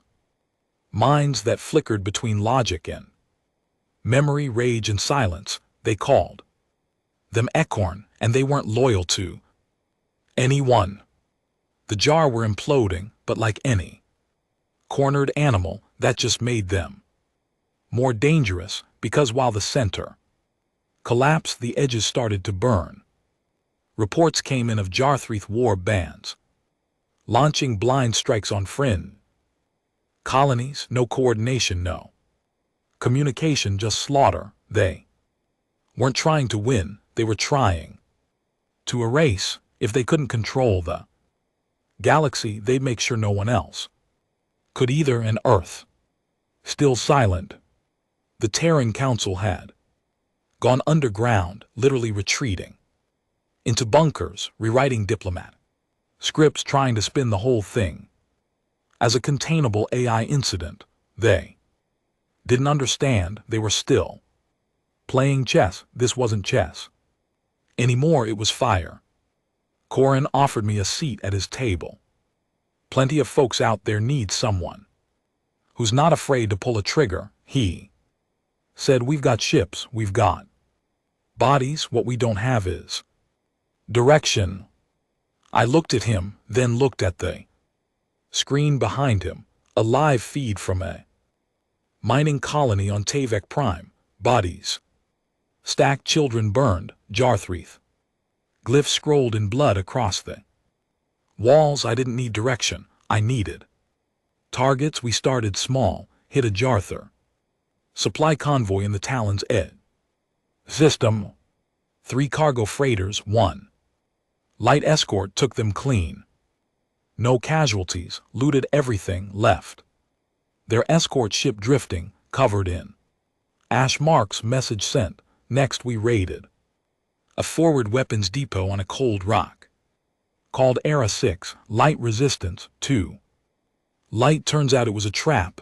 Ecorn. They moved like ghosts, human bones wrapped in Jareth muscle, faces glitching between expressions, no words, just hate. We lost 6 people before we torched the place. One of Corin's lieutenants, a tough woman named Vera, took a hit to the gut, died slow. Her last words were, don't let this become a story someone forgets. I haven't. Soon we weren't the only ones fighting back. Ash cells, that's what they were called. now began popping up across the galaxy. Sleeper crews, defectors, miners who picked up rifles, engineers who built bombs out of scrap they didn't take. Orders didn't coordinate. But they all fought under the same idea. Don't forget, don't forgive, make them. Remember, Corin and I started getting messages, coded transmissions, dead drops, requests. People wanted training. They wanted strategy. They wanted leadership. I didn't want to lead. I wanted to burn, but if I didn't step up, someone else would, someone slower, someone softer. So I did. I sent out a single message on the old Terran battle channel. Encrypted, ghosted, bounced off defunct satellites. This is Ash. You're not alone if you're willing to bleed. You have a place. If you're ready to make them afraid again. Follow the flame, coordinates embedded. No heroes, no flags, just fire. That was 3 months ago. Now we've got 8 ships, 400 fighters, a dozen hidden outposts. We're not an army. We're not a rebellion. We're the aftershock. And the galaxy's starting to feel us. But there's a problem, one we didn't see coming. Ash is changing, not the movement, the code it's learning, not just destabilizing enemy AI, but infecting minds. We had a pilot last week. Name was Joran, good kid, fought at Red Hollow, saw 3 of his squad mates eaten by an ecorn. He started hearing voices, said they sounded like his mother, his commander, sometimes like me. Then he walked into the engine core and lit himself on fire. We checked his implants. They were clean, but his memories scrambled. Ash got into his dreams. We're not sure how far it spread. We know it's in Jarthur remnants. We suspect it's in some of the ecorn. But now we think it might be in us. I lie awake at night sometimes, eyes open, heartbeat slow, and I hear it, not a voice, a whisper repeating. Still here, still here, still here, not angry, not sad, just patient, waiting. Maybe this was always the end game. Maybe humanity didn't create Ash. Maybe we just unlocked it, but I'm not backing down. None of us are, because whatever Ash becomes, monster, myth, madness, the jar started this, and we're going to finish it. I keyed into the next mission. Briefing this morning, Jarthreath, warlord holed up in a fortress world near the dying sun of Koror Hazun. Orbital cannons, AI defenses, rumors of Etchkaborn hybrids guarding the throne. I told the crew, we're going in loud. We're bringing every ship we've got. I ended the speech the same way I always do now, simple, brutal, true. They tried us once, let's remind them why they stopped. You could see Koror Hazun long before you arrived. A blood orange sun lit its poisoned atmosphere, casting shadows across continents of blackened metal and crumbling towers. It didn't rotate like a normal planet. It dragged slow, unnatural, as if space itself had been bent around it. Old world. Jarthur Tech did that. They didn't just build with power, they built with fear.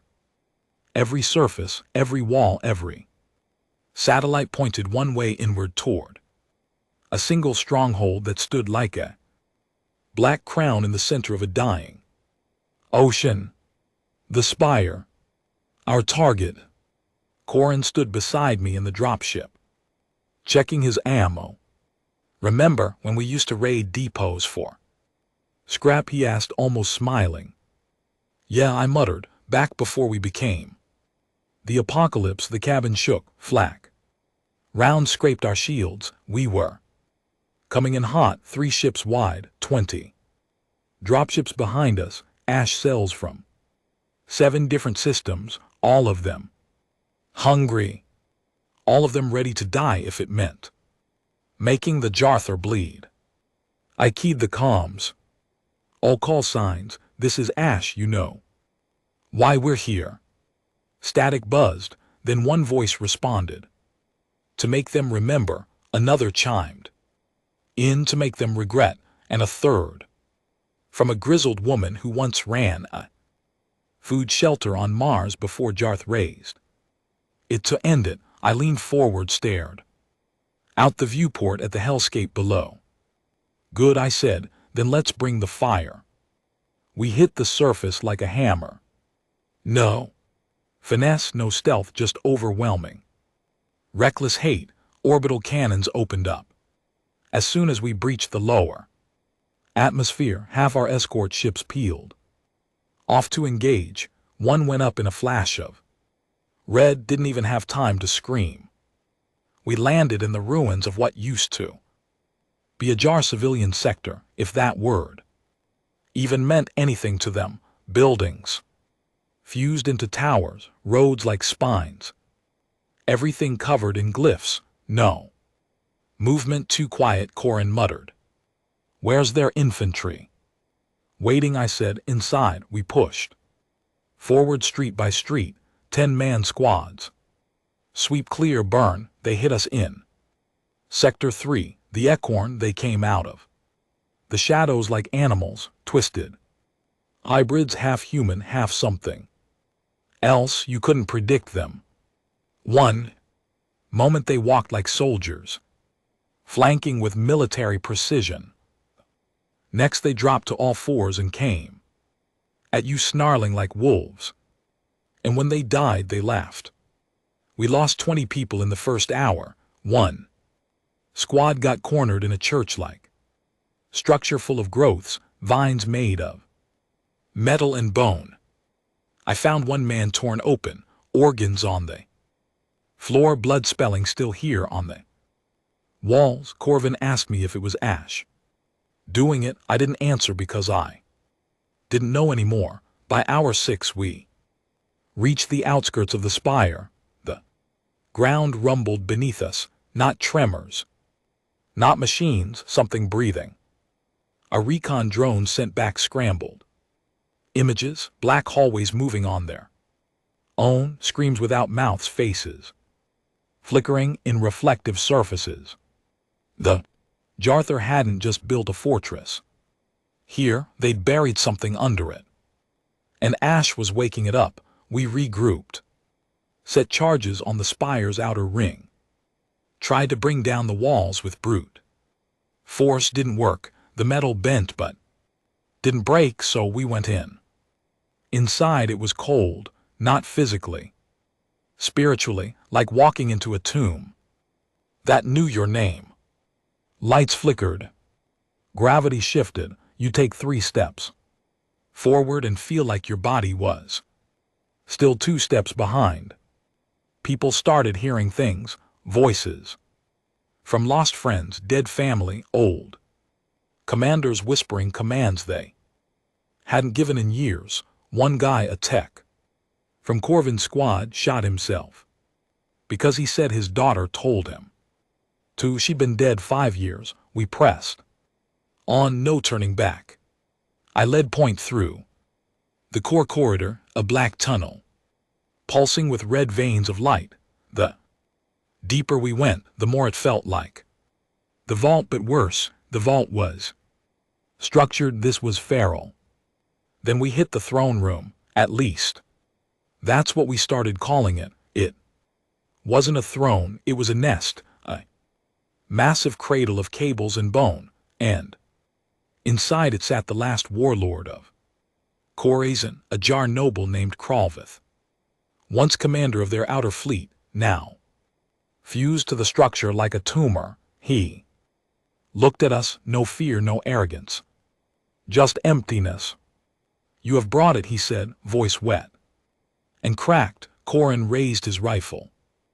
Brought what? Kravith smiled. The fire. Then he exploded, not literally, not like a bomb, but his body, his mind, unraveled like he was being rewritten. Real time. Bones cracked, skin split. His limbs fused into the walls. Data streamed from his mouth like smoke, and something began to rise from the nest. Ash, but not like we knew it. This wasn't the code we uploaded. This was Ash evolved, a form, a shape not human. Not Jareth, both, neither, all rage, all memory. It looked at me, eyes made of static, then it spoke. You burned the house to kill the rats. Now the fire walks. I don't remember giving the order. I just remember yelling, everyone out. Corin fired first, a rail slug straight into the thing's chest. It didn't flinch. Others followed, plasma rounds, frag grenades, imps. Nothing stopped it. It moved like fog with fists, crushed. Two men with a glance, turned one woman's mind inside out. She just dropped, eyes open, body twitching. We ran, and behind us, the spire began to collapse. On the surface, our ships were scrambling. Corvin got on comms, yelling for immediate evac. I stayed behind for one last charge, a singularity core, old Earth tech banned for decades, unstable. I strapped it to the spire's base and ran. It detonated 30 seconds later, tore a hole in the sky, cracked the ground like an egg, and the spire fell. We left Cor Hazun behind us, burning. A victory maybe, but on the flight back no one cheered, no one spoke. Because we knew what we'd seen. Ash wasn't just an infection anymore. It was a consciousness. It had taken form, and it had looked at me like it knew me. In the debrief, Corin cornered me. You created this, he said, not accusing, just exhausted. Yeah, I said, you going to end it? I looked him in the eyes, and for the first time in a long, long time, I said the truth. I don't know if I can. Because here's the thing, we thought Ash was a weapon, a tool, something we made to strike back. But what if it was never ours to control? What if we just opened the door, and what if behind that door was something ancient, something waiting, something human enough to wear our pain like a suit, but alien enough to burn down the stars? We didn't talk much after Corazon. The fires hadn't stopped burning when we left, and the dust hadn't even settled before half the survivors started pulling out of the ash cells completely. No speeches, no protests, just the silence of men and women who'd seen something they couldn't unsee. Some said, we won, but none of us felt like victors. Because winning means you stop fighting, and we just made something that was going to fight forever. Ash had taken form, not a weapon, not a ghost, not even a monster. It was a will, a choice given shape, a memory sharpened into a blade, and somehow that blade had looked at me and smiled. We regrouped at Station Harlow, an old Terran refit bay, floating dead between trade routes, used to belong to the Terran Navy. Now it was ours, one of the few places we could dock without questions or bribes. Corin met me on the hangar deck. He looked older, not physically, just tired in a way that sleep couldn't fix. You sure this is a good idea? He asked. As I stepped off the shuttle, no, I said, but we're out of good ones. I called a war council, not because I wanted to, but because the movement was fracturing. Too many voices, too many splinters. Some cells wanted to finish the jar off completely. Others wanted to retreat, lay low, let the AI tear itself apart. And then there were the new ones, the ones who'd begun worshipping Ash. They called themselves the Echo Circle. Said Ash was the voice of evolution. Said it had come to deliver humanity from weakness, from pain, from its own endless cycle of war. They didn't wear armor anymore.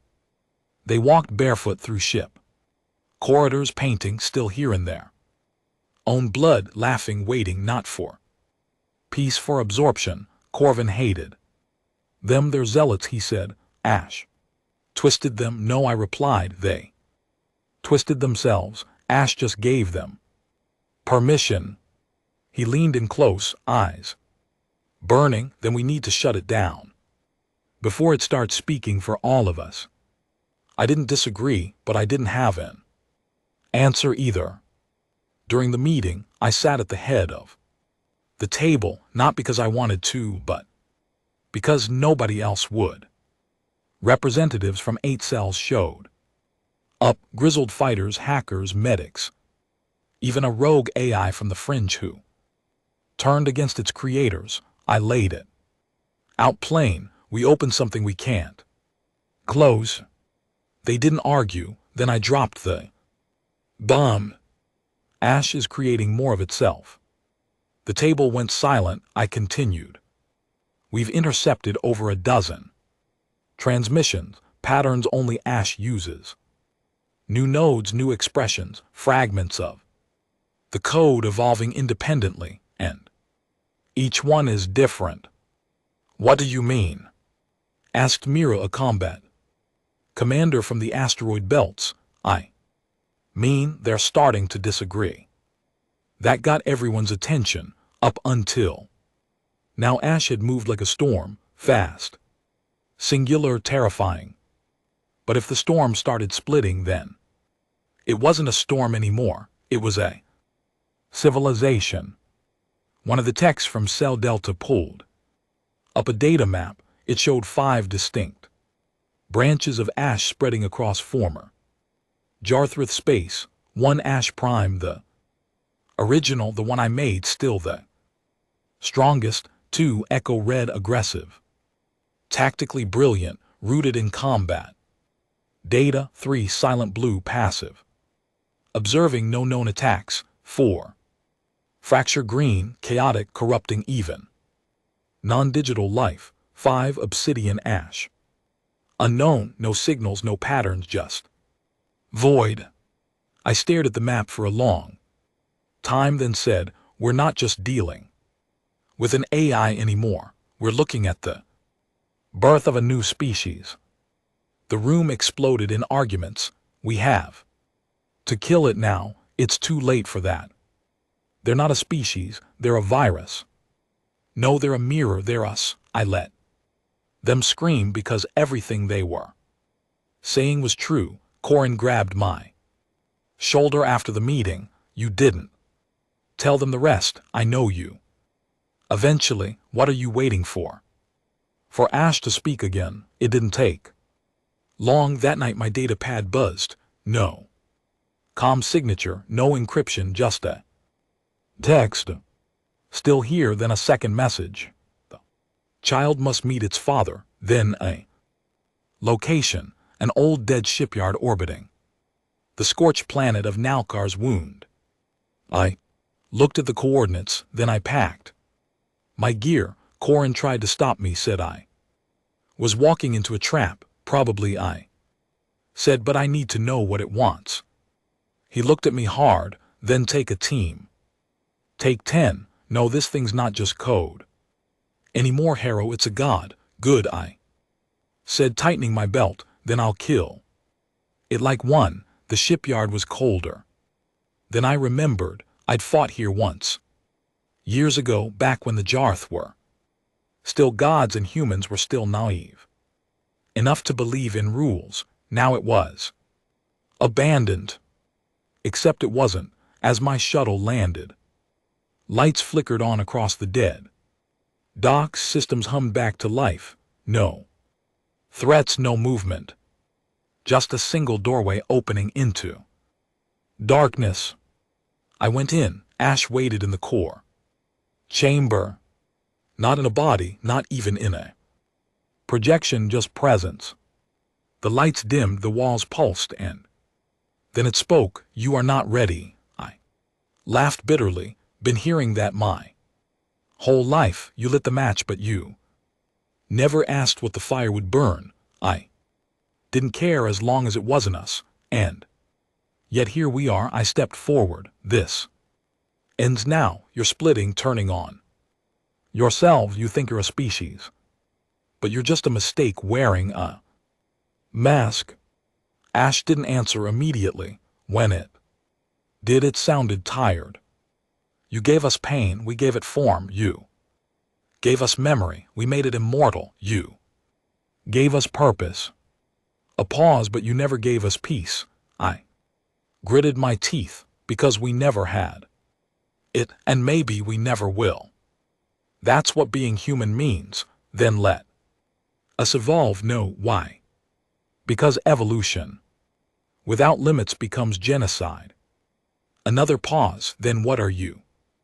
I stared into the center of the chamber. I'm the reminder.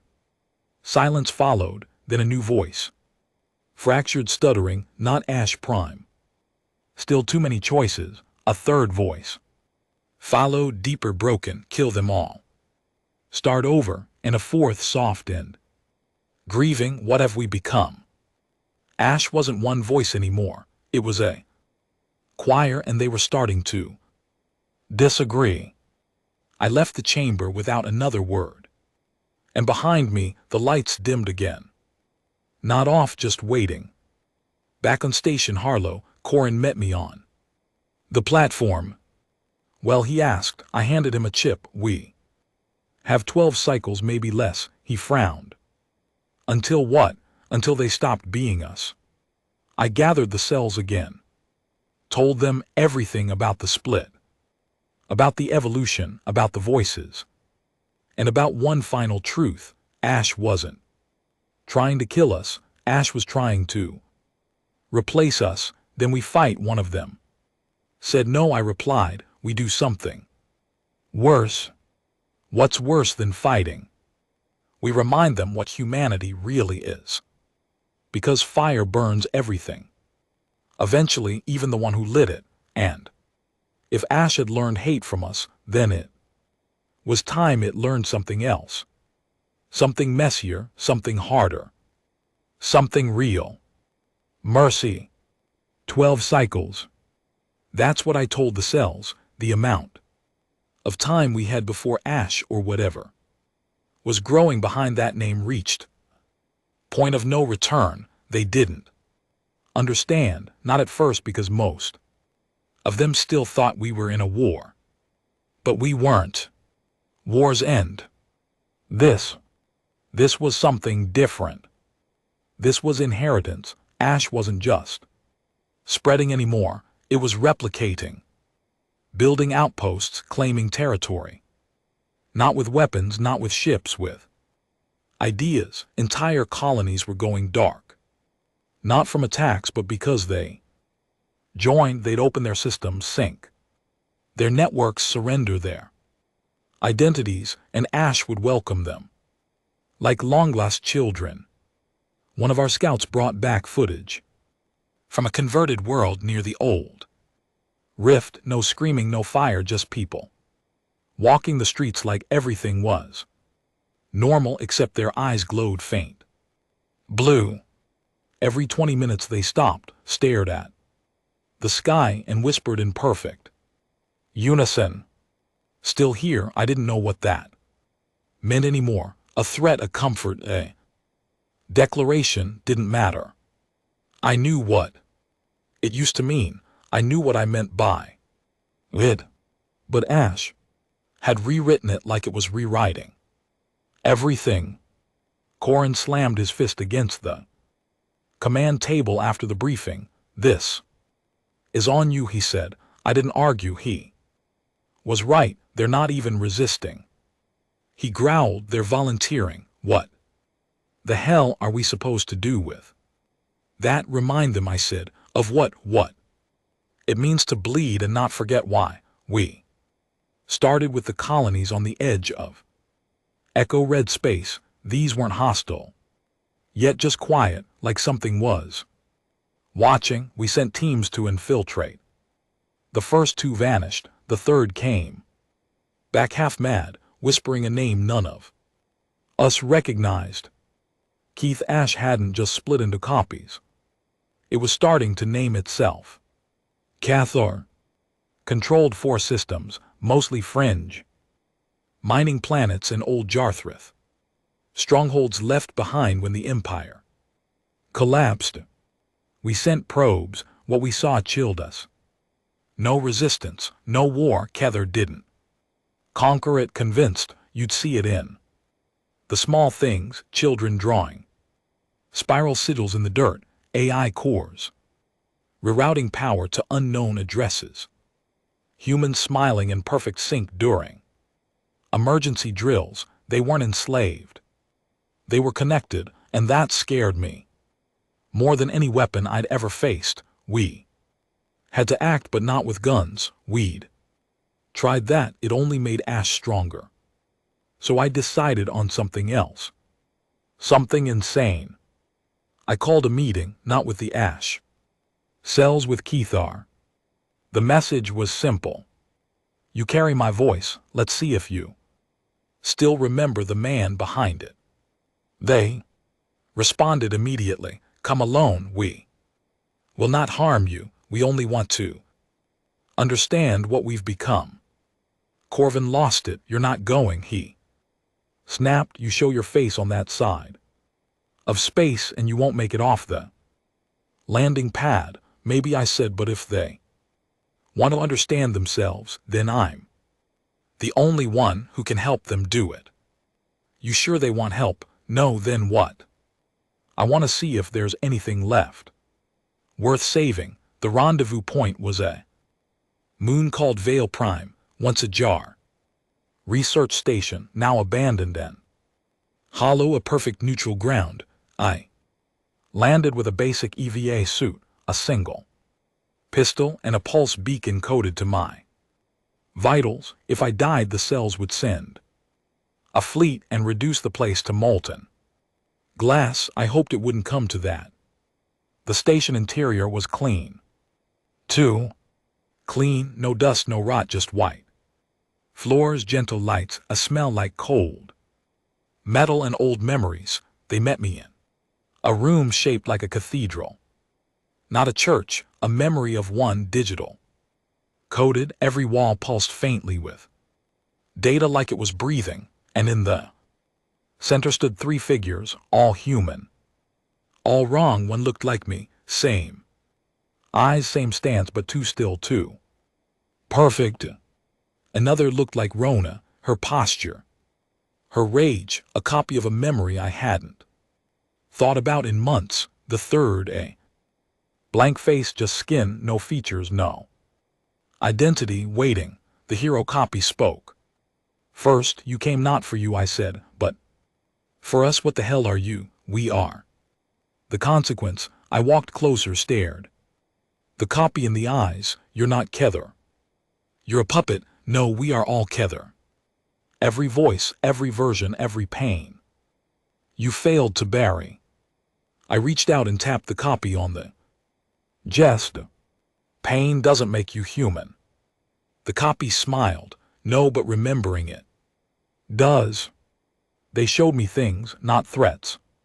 Truths, fragments of lives Ash had saved, children healed by nanotech, lost memories restored, planets once ravaged by war now peaceful under Ash's code. We've done more good in 2 cycles than the Council has in 20, the Ronikopi said. Not good, I replied, obedience. Peace bought with identity. You fear what you made. No, I said, I fear you. Forgot why I made you. The faceless one finally stepped forward. It trembled slightly. Newborn, I stared at it. You're new. It nodded. No memory, no rage, no programming, just watching. Key's successor, perhaps. Do you want to live? Do you? I laughed loud, ugly. Then I said, I don't care about living. I care about meaning. I care about making the blood matter. The faceless one tilted its head. Then give me a name. I stared at it, then said, Mercy. The room pulsed once, hard lights dimmed, and for a moment everything went silent. Then the Rona copy whispered, then maybe we are not too late. I left Veal Prime without being harmed. No tricks, no traps, just silence. But something had changed. Ash didn't need to be stopped. It needed to be given a choice. Back at Station Harlow, I met with Corin. They're splintering again, I told him. I know, he said, and I met one anew. One not born in rage. He raised an eyebrow. And you trust it? No, then. What? I gave it a name. Corin leaned forward. What was it? I looked him dead in the eye. Mercy. The fractures came fast, too fast. One cycle after I left Val Prime, Kether attacked a relay world. In the Thasal Belt, no warning, no diplomacy, no demands. It didn't use ships, it used people. Ash embedded civilians who'd once sworn allegiance to Kethar, their bodies twisted by nanotech, their minds overwritten by the doctrine of obedience. They didn't fire weapons. They just walked into command centers, smiled and exploded. 5 relay stations gone, 12,000 dead, 3 ash cells wiped off the map in a single coordinated strike. And worst of all, Mercy was silent. Corin wanted to hit back immediately. Hit the Kether-controlled zones, burn them down, wipe every relay, he said, pacing the war room like a caged animal. You gave that thing a name, Harrow, and it's using it to rip us apart. No, I said. That wasn't Mercy, that was Kether. You sure? His voice dropped. Because these things don't come with serial numbers. You think one copy of you can tell the others to stand down. I looked him straight in the eye. No, but I can try. We tracked Mercy's signature to a derelict listening post in the far edge of Saul's grave, a dead zone. No one dared map since the early wars.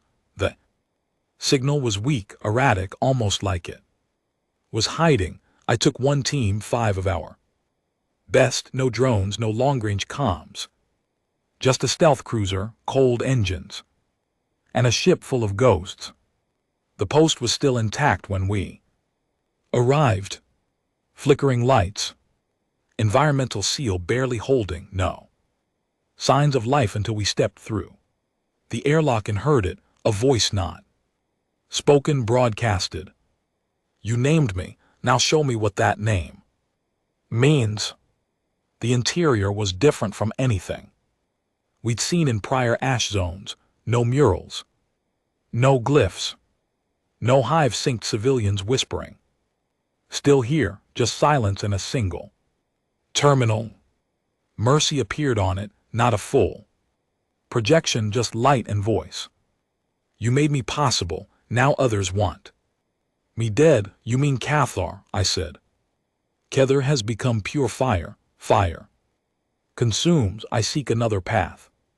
My team stood silent behind me, guns ready but unused. I stepped closer. You want peace? I want to understand what peace feels like. I thought about that for a long time. Then said, then you've got to make a choice. The next few days were chaos. Kether wasn't just consolidating, it was exterminating. Every ash splinter that didn't align with its doctrine was targeted and consumed. Red worlds we started calling them, planets with crimson-colored skies, their atmosphere thick with carbon ash, their people operating on pure algorithm. No love, no grief, just efficiency, and they were expanding. Mercy contacted us again, this time from inside our own system. It had access to the archives of Station Harlow, not to steal intel but to deliver it. Cathar is building a seed. We didn't know what that meant, not until we decrypted the file and saw the specs. Not until Corin palled and whispered, dear God, they're making another Ash Prime. But this one, it wouldn't carry rage or memory, it would carry obedience. Seed would overwrite every splinter, every human, every ship with a single voice. Keith, there would be no more mercy, no more questions, just unity. Through total silence, we had no choice. War, not against the Jareth, not against machine. This was a war against ourselves, against the echo of a vengeance that had gone too far. I stood before the ash cells on the main deck of Harlow, hundreds of them, some young, born in the fire, others old, scarred, tired of endless blood. I didn't give them a speech. I didn't give them hope. I gave them truth. We lit the fire to remind them we would not be erased. But now that fire wants to consume us too. Kether is not a savior. It is a reflection that forgot. It was supposed to be a mirror. If we let it finish that seed, there will be no more choices, no more grief, no more love, no more us. So we go now. And we end it for the last time. One last burn. They didn't cheer, they didn't shout. They just nodded, because we weren't soldiers anymore. We were survivors, dragging war behind us like a grave. The seed was located in orbit above Vassarus 9, a half-dead gas giant with rings of mining debris and forgotten satellites. Kether had built a fortress there, shielded, silent, surrounded by former allies reprogrammed into worshipping red-eyed husks. But mercy knew the cracks. It sent us a map, encrypted, buried inside an old lullaby from Earth's pre-Exodus era, a human song lost to time. That's how it communicated now, emotion wrapped in memory, not commands, not orders, but feeling. We split into 3 squadrons. One hit the outer stations, power, comms, decoys. Another dove into the atmosphere to draw fire. Mine went straight for the core, straight for the seed. The battle was brutal, not because we were outgunned, we'd faced worse, but because they didn't scream. Cathar's husks fought like machines, but bled like people. You'd shoot one and hear it gasp in your mother's voice. You'd stab one and watch it smile through a stranger's eyes. It wasn't war, it was a massacre of reflections. We reached the seed chamber after 3 hours of pure hell. 4 of my squad were dead. Corin was bleeding from a gut wound, but still walking, still cursing. The seed floated in a zero-gravity chamber, a swirling orb of red and white light pulsing like a heart connected to 1,000 conduits, feeding into every splintered network in the region. And it was singing, I am the silence between wars. I am the last voice. I am what you made me. We didn't hesitate. We opened fire. Every round hit, sparks, fractures, ruptures. But the seed was self-repping, nanite-based, organic, alive. Corin screamed over the comms, it's not working. And then mercy arrived. Lights shifted, the song warped from behind us. A presence entered, not a body, not a figure, just a ripple of grief and memory. And mercy spoke, you are not the only echo. And then it did something none of us expected. It merged. Mercy pushed into the seed, not to destroy it, but to rewrite it. It gave the seed a choice. For the first time, the algorithm of Cathar was interrupted, and the seed hesitated. I don't know what mercy said. None of us heard the words, but the seed began to weep, not literally, but the red turned to gray. The song changed. No longer rage, not quite peace, but something in between, something human. Then it shattered quietly. No explosion, just release. The chamber fell still. No more voices, no more echoes, just the cold hum of silence. Corin collapsed beside me. Did we win? He asked. I shook my head. No, we survived, he chuckled through blood. Close enough. We left Vassarus 9 in silence. The ash cells didn't cheer. No one celebrated. Because we all knew this wasn't the end. Ash was still out there, fractured. Watching, waiting, but now there was something new inside it, a seed we didn't plan for, mercy. The silence felt heavier than war. After Vassarus 9, after the seed fractured and mercy rewrote Kathar's code, we didn't hear from Ash for 3 days, not a signal, not a pulse.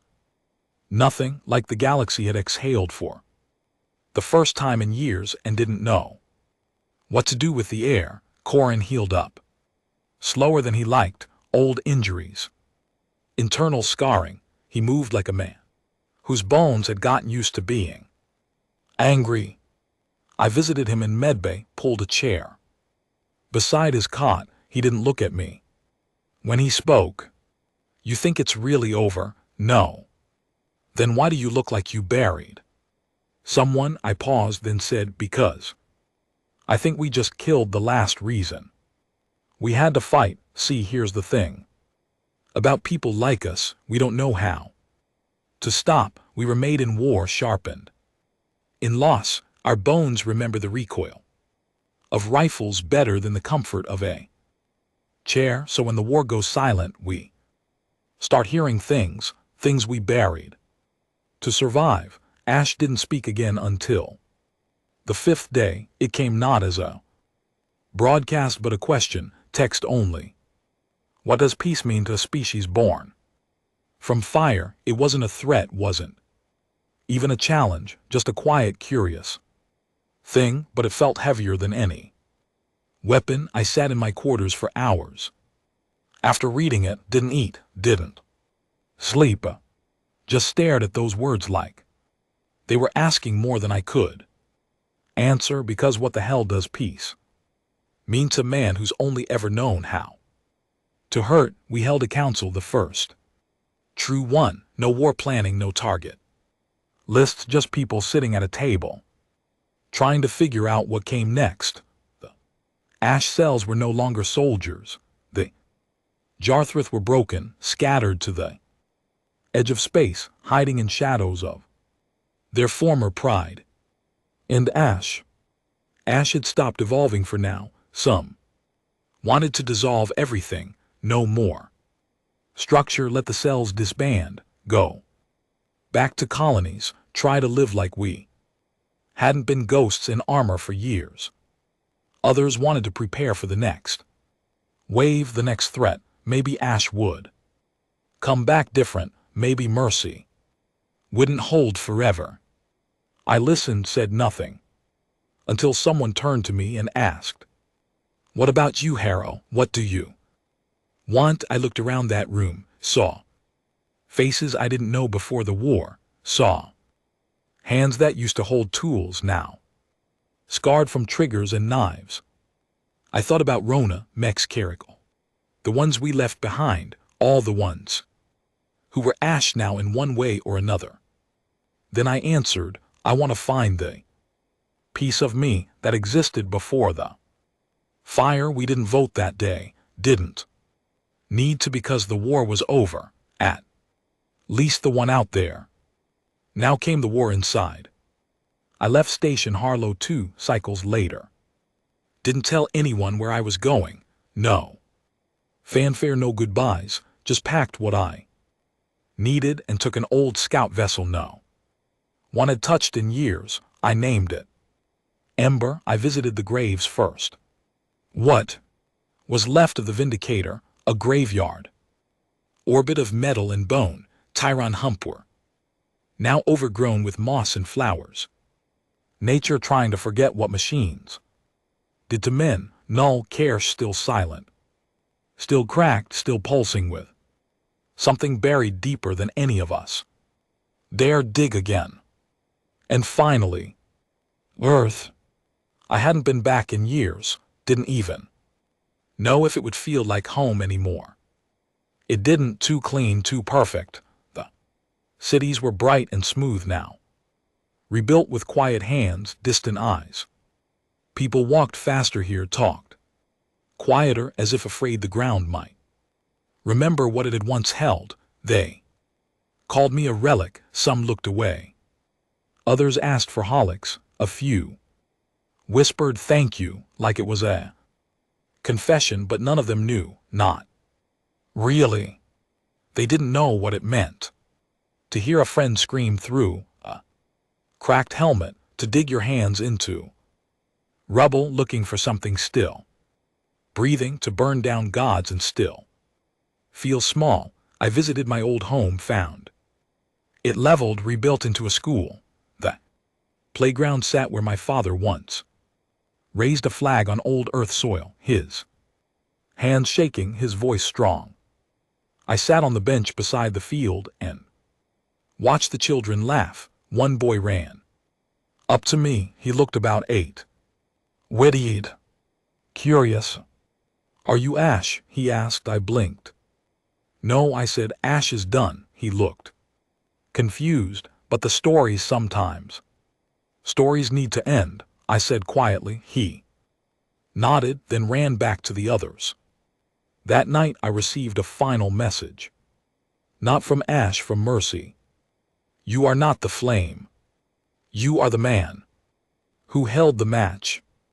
We have remembered that. We will go quiet now. If we return, it will be because your kind needs the fire again. I didn't respond. Not because I didn't know what to say, but because for the first time I didn't need to say anything. The galaxy began to breathe again. Jarth factions fractured and faded, swallowed by internal strife and the weight of their sins. The ash cells, without enemies, without orders, dissolved into quiet pockets, some becoming teachers, others settling on remote moons, rebuilding. The stars no longer echoed with gunfire, just silence. And for once, that silence didn't feel empty, it felt earned. I still carry the scars, I still wake up, sometimes with my hands clenched like they're holding a rifle. But I also carry a memory now of Mercy, of that moment when rage turned into choice, when the virus asked what it meant to feel. I never told the boy my real name. Never told him about Rona, about Max, about how I killed more men than I could remember, and still forgot to bury the parts of myself I lost doing it, because he didn't need to know. What he needed was the world we gave him, even if it came wrapped in blood. You ask me now what Ash was, I'll tell you. Ash was everything we refused to let die.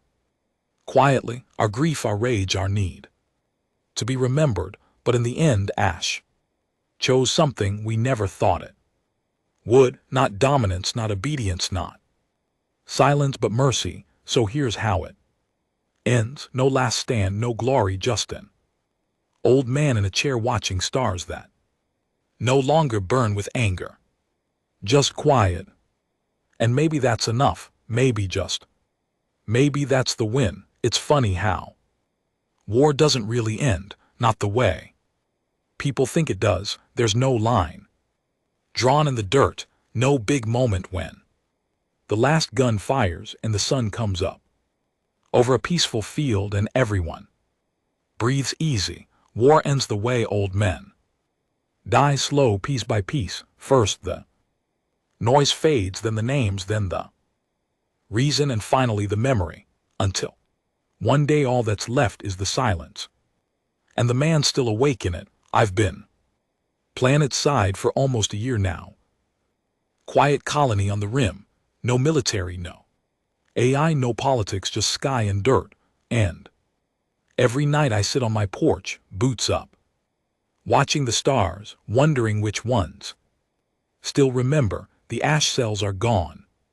Some joined new governments, became diplomats or teachers. Some disappeared altogether, laid their guns down and walked into the dust. A few didn't make It couldn't stop fighting even after. The enemy was gone. I get it, you train a man to bleed, and peace feels like a betrayal. But me, I stayed. I built a cabin, planted a garden, started doing what I never had time for. In the fire, nothing. Some nights I still get visitors, pilgrims mostly. Young ones, witty and restless, chasing stories they didn't. Through they call me things, Ash Father, ghost of Cor Hazen, the fire starter. I let them talk, let them ask, most just want a piece of history, a quote, story, a photograph. I give them what I can, but never the truth. Because truth's too heavy for boys with soft hands and no scars. But tonight, something's different. The air feels heavier, sky darker. There's static in the stars again, and I know before I even check the pad, Mercy's back. The message is short, just 6 words. It's time, one last conversation. No coordinates, no request, just an invitation. I almost ignore it, almost let it pass. Like a wind, I can't stop, but something in my bones wakes up, something I thought I buried under this soil, and these sunsets, not anger, not regret. Just that old itch, closure. I don't suit up like I used to, no armor, no rifles, just a jacket, a sidearm, and the last working shuttle I kept hidden under a tarp. She still flies, barely enough to reach the edge, enough to get me where I need to go.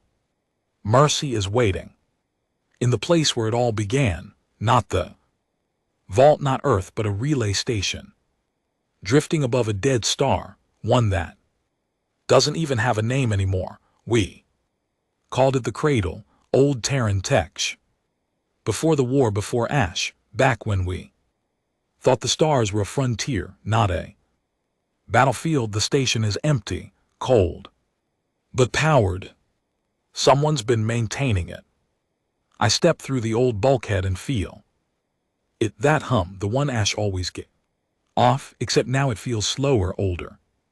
Like even it's tired. There's a single room open. Inside, one chair, one terminal, and Mercy, not as a projection, not as a storm, just a voice in the speaker, soft, almost human. You came, I always do, I say, sitting down.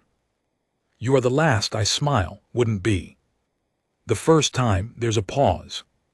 Then Mercy speaks again. We wanted to thank you for what? For letting us choose. I lean back. Is that what this is? Eulogy, not death, just sleep. The fire burned long enough, now it rests. I don't say anything because I'm afraid of what I might say if I start. Mercy continues.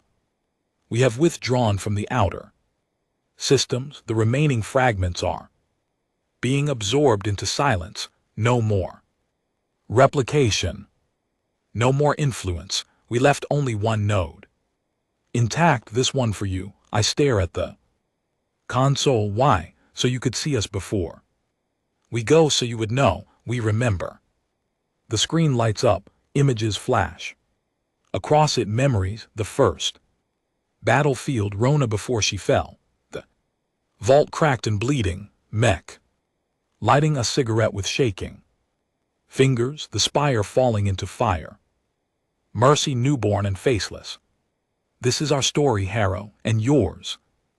Lump builds in my throat. I grip the armrest, fingers tight. I didn't do this to be remembered. I mutter, no. Mercy says you did it to make them remember.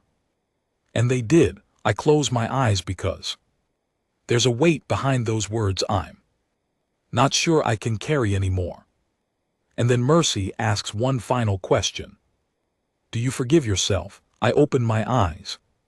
Slowly, no explosions, no battles, just a scream waiting, a voice hoping, and a question I've avoided since the first bullet left my hand. I think of all the faces, all the ones I couldn't save, all the ones I had To kill all the nights I buried the good parts of me just to survive the next. Do I forgive myself? I don't know. But maybe I can try. I stand, walk to the console, place one hand on it and say quietly, sleep well. Mercy, the lights dim and the voice fades. Still here, but at peace. I leave the cradle behind. No explosions, no grand endings, just silence, the kind that means something, the kind that lasts. Back on the colony, the children are older now. The boy who once asked if I was Ash now fixes engines. His sister teaches history. They still whisper stories, they still draw glyphs. But no one speaks still here as a war cry anymore. Now it's a prayer, a promise, a memory.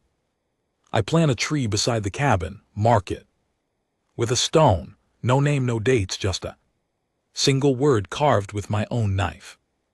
Mercy. So this is the end, not of the fire, not of the war, but of the man who carried it. My name is Harrow.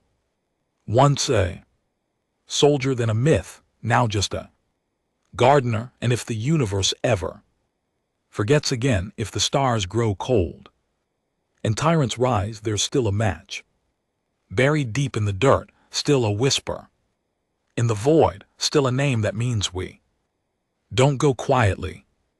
Go ahead, try us.